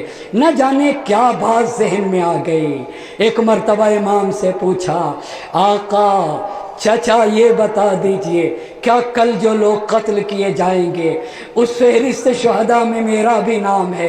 اجرکم علی اللہ. جب جناب قاسم شب عاشور اٹھے ہیں, کیا فہرست شہداء میں میرا بھی نام ہے؟ تو حسین نے جواب دینے سے پہلے ایک سوال کر لیا, بیٹا یہ بتاؤ کیف الموت عندک, اتنا بتا دو موت تمہارے نزدیک کیسی ہے؟ حسین نے یہ پوچھا کیوں؟ امام نے یہ سوال کیوں کیا تھا؟ حسین نے سوال اس لیے کیا تھا تاکہ کل کوئی یہ نہ کہہ دے کہ کسی جذبات میں آ کے جناب قاسم لڑے تھے. نہیں, حسین نے سوال کر کے یہ بتایا کہ اس بچے کو موت کا مزہ بھی پتا ہے, اور یہ بچہ کسی جذبات میں آ کے نہ لڑاتا. کیف الموت عندک, بیٹا اتنا بتا دو موت تمہارے نزدیک کیسی ہے؟ چچا یا اماں احلا من الاصل, اے چچا موت تو میرے نزدیک شہد سے زیادہ شیریں ہے. اللہ اللہ. ایک چچا جو ایک قاسم جو بھائی کی یادگار ہے, جو یتیم ہے, جسے امام حسین نے پالا ہے, اور جس کو امام حسین آسانی سے رخصت کرنا نہیں چاہتے تھے, بھیا کی یاد وابستہ تھے. قاسم موت تمہارے نزدیک کیسی ہے؟ چچا اعلیٰ من الاصل, شہد سے زیادہ شیریں ہے. اللہ اللہ. رات کا چچا شہد سے, جیسے ہی یہ کہا امام نے کہا بیٹا تم بھی شہید ہوگے, میرا اصغر بھی شہید کیا جائے گا. یہ حسین نے مرثیہ علی اصغر علیہ السلام کا شب عاشور پڑھا ہے. تو جناب قاسم نے کہا کیا عرش کیا خیمے کے اندر چلے آئیں گے؟ تو حسین نے شہادت علی اصغر شب عاشور پڑھی, اور جب یہ طے ہوا کہ ہاں قاسم شہید ہوں گے, عاشور کا دن آیا, صبح عاشور نمودار ہوئے, ظہر کا وقت ہوا, اور قربانیوں کا سلسلہ شروع ہوا. ایک مرتبہ حضرت قاسم کو جب اجازت نہ ملے تو ایک مرتبہ کیا دیکھا، میرے بازو پہ ایک تعویذ ہے، ہم تعویذ اپنے بچوں کی زندگی کے لیے باندھتے ہیں، مگر خاندان آل محمد میں تعویذ شہادت کے لیے باندھا جاتا ہے، قربانی کے لیے باندھا جاتا ہے۔ ایک مرتبہ قاسم کو تعویذ یاد آیا، میرے بابا نے یہ تعویذ باندھا تھا اور ماں نے یہ کہا تھا جب کوئی خاص وقت آئے، مصیبت کا وقت آئے تو اسے کھول لینا۔ اب قاسم نے کھولا، اس پہ بابا کی تحریر پڑھی، اے قاسم جب چچا نرغے آدھا میں گر جائے نا تو اپنے چچا کی نصرت کرنا اور دیکھو میری طرف سے جان دے دینا۔ ارے یہ پڑھنا تھا۔ قاسم بابا کی تحریر کو امام کی خدمت میں لے کے گئے، بھائی نے بھائی کی تحریر دیکھی، آنکھوں سے لگا لیا، بھیا کا زمانہ یاد آیا، قاسم کو گلے سے لگا لیا، اتنا روئے، روتے روتے ارے غش کھا کے چچا اور بھتیجے گر گئے۔ اور جب غش سے واقع ہوا، جناب قاسم نے اپنا سار حسین کے قدموں پہ رکھ دیا، اے چچا ارے جب تک مرنے کی اجازت نہ دیں گے یہ سر نہ اٹھے گا، چچا مقتل میں جا کے آپ کا دفاع کروں گا، چچا آپ کے دشمنوں کو واصل جہنم کروں گا۔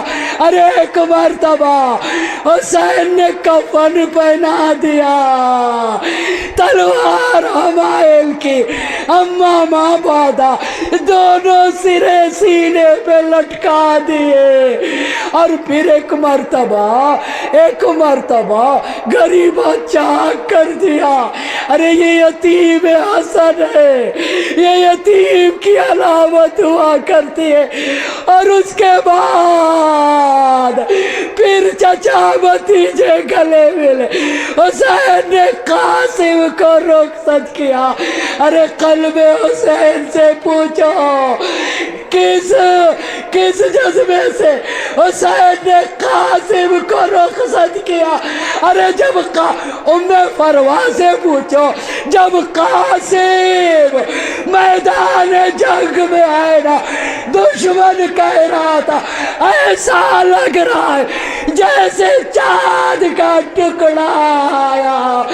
ارے جو دشمن کو چاند کا ٹکڑا دکھے، ام فروا سے پوچھو، قاسم میدان میں گئے، رجز پڑا، اے لینا میں حسن کا بیٹا ہوں، میں قاسم ہوں۔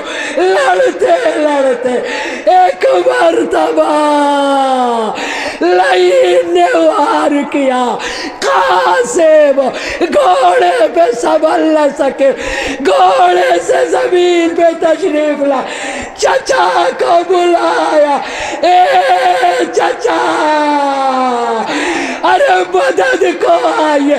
ایک مرتبہ امام ادھر سے آئے اور ادھر سے گھوڑے داڑے، ادھر کے گھوڑے ادھر کے گھوڑے ادھر، اور جب گرد و خاک چٹی، حسین قاسم کے سرانے کھڑے تھے اور مرثیہ پڑھ رہے تھے، اے قاسم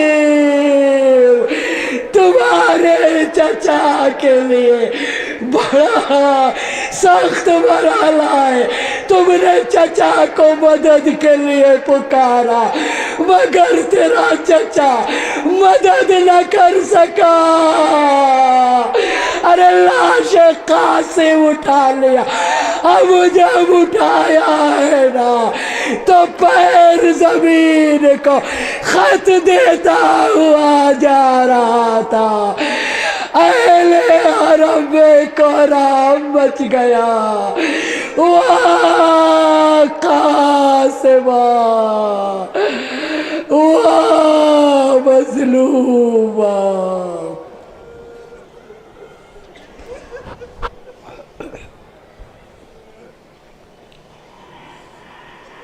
وَسَيَعْلَمُ الَّذِينَ ظَلَمُوا أَيَّ مُنقَلَبٍ يَنقَلِبُونَ إِنَّا لِلَّهِ وَإِنَّا إِلَيْهِ رَاجِعُونَ۔ إلہی بحق الزہراء وأبیہا وبعلہا وبنیہا وسر المستودع فیہا 10 مرتبہ بسمک یا اللہ یا اللہ یا اللہ یا اللہ یا اللہ یا اللہ یا اللہ یا اللہ یا اللہ یا اللہ۔ بہت سارے بیمار ہیں، مریض ہیں، مشکلات میں گرفتار ہیں، اور بہت سارے لوگوں نے دعا کے لیے گزارش کی ہے۔ معبود تجھے ان اسماء حسنہ کا واسطہ، تجھے نبی اور آل نبی کی حرمت کا واسطہ، تجھے سکینہ بنت الحسین کی حرمت کا واسطہ، تجھے تیرے نبی کی حرمت کا واسطہ، ہماری اس مختصر سی ادا کو اپنی بارگاہ میں قبول فرما، ہماری اس عبادت کو قبول فرما، ہماری ناسوں و قرمال زہرا میں جگہ عنایت فرما، حاضرین مجلس کے تمام حاجات شرعیہ کو پورا فرما، ہم میں جو بھی جن مشکلات میں گرفتار ہیں ان کی مشکلات کو برطرف فرما، ہم میں جو بے اولاد ہے معبود انہیں صاحب اولاد بنا دے، دنیا میں جہاں کہیں بھی بیماران اسلام ہیں معبود تجھے سید الشہداء کی حرمت کا واسطہ تمام بیماران اسلام کو شفائے کامل و عاجل عطا فرما، ہم میں جو حج و زیارات اور عتبات عالیہ کربلا، سامرہ، نجف، مشہد، قم، خراسان، عتبات عالیہ اور حج بیت اللہ کے زیارت کے شرف سے مشرف فرما دے، ہم میں سے جن کے والدین کا سایہ ہمارے سروں سے اٹھ چکا ان کے چھوٹے بڑے گناہوں کی مغفرت فرما، ہم میں سے جن کے والدین کا سایہ ہمارے سروں پہ باقی ہے صحت و سلامتی کے ساتھ طول عمر مرحمت فرما۔ معبود ہم گنہگار ہیں، ہمارے گناہوں کی مغفرت فرما، ہمیں امام حسین پر رونے کی توفیق مرحمت فرما، سید الشہداء کی بہتر سے بہتر عزا منانے کی توفیق مرحمت فرما، جمہوریہ اسلامی ایران کی حفاظت فرما، مجاہدین اسلام کو صبر و استقامت عطا فرما، دشمنوں کی سازشوں کو ناکام بنا دے، زمانے کے امام کو ہم سے راضی و خشنود فرما، ان کے ظہور میں تعجیل فرما اور ہمیں ان کے اعوان و انصار میں شمار فرما۔ ربنا تقبل منا انک انت السمیع العلیم۔ ماتم حسین۔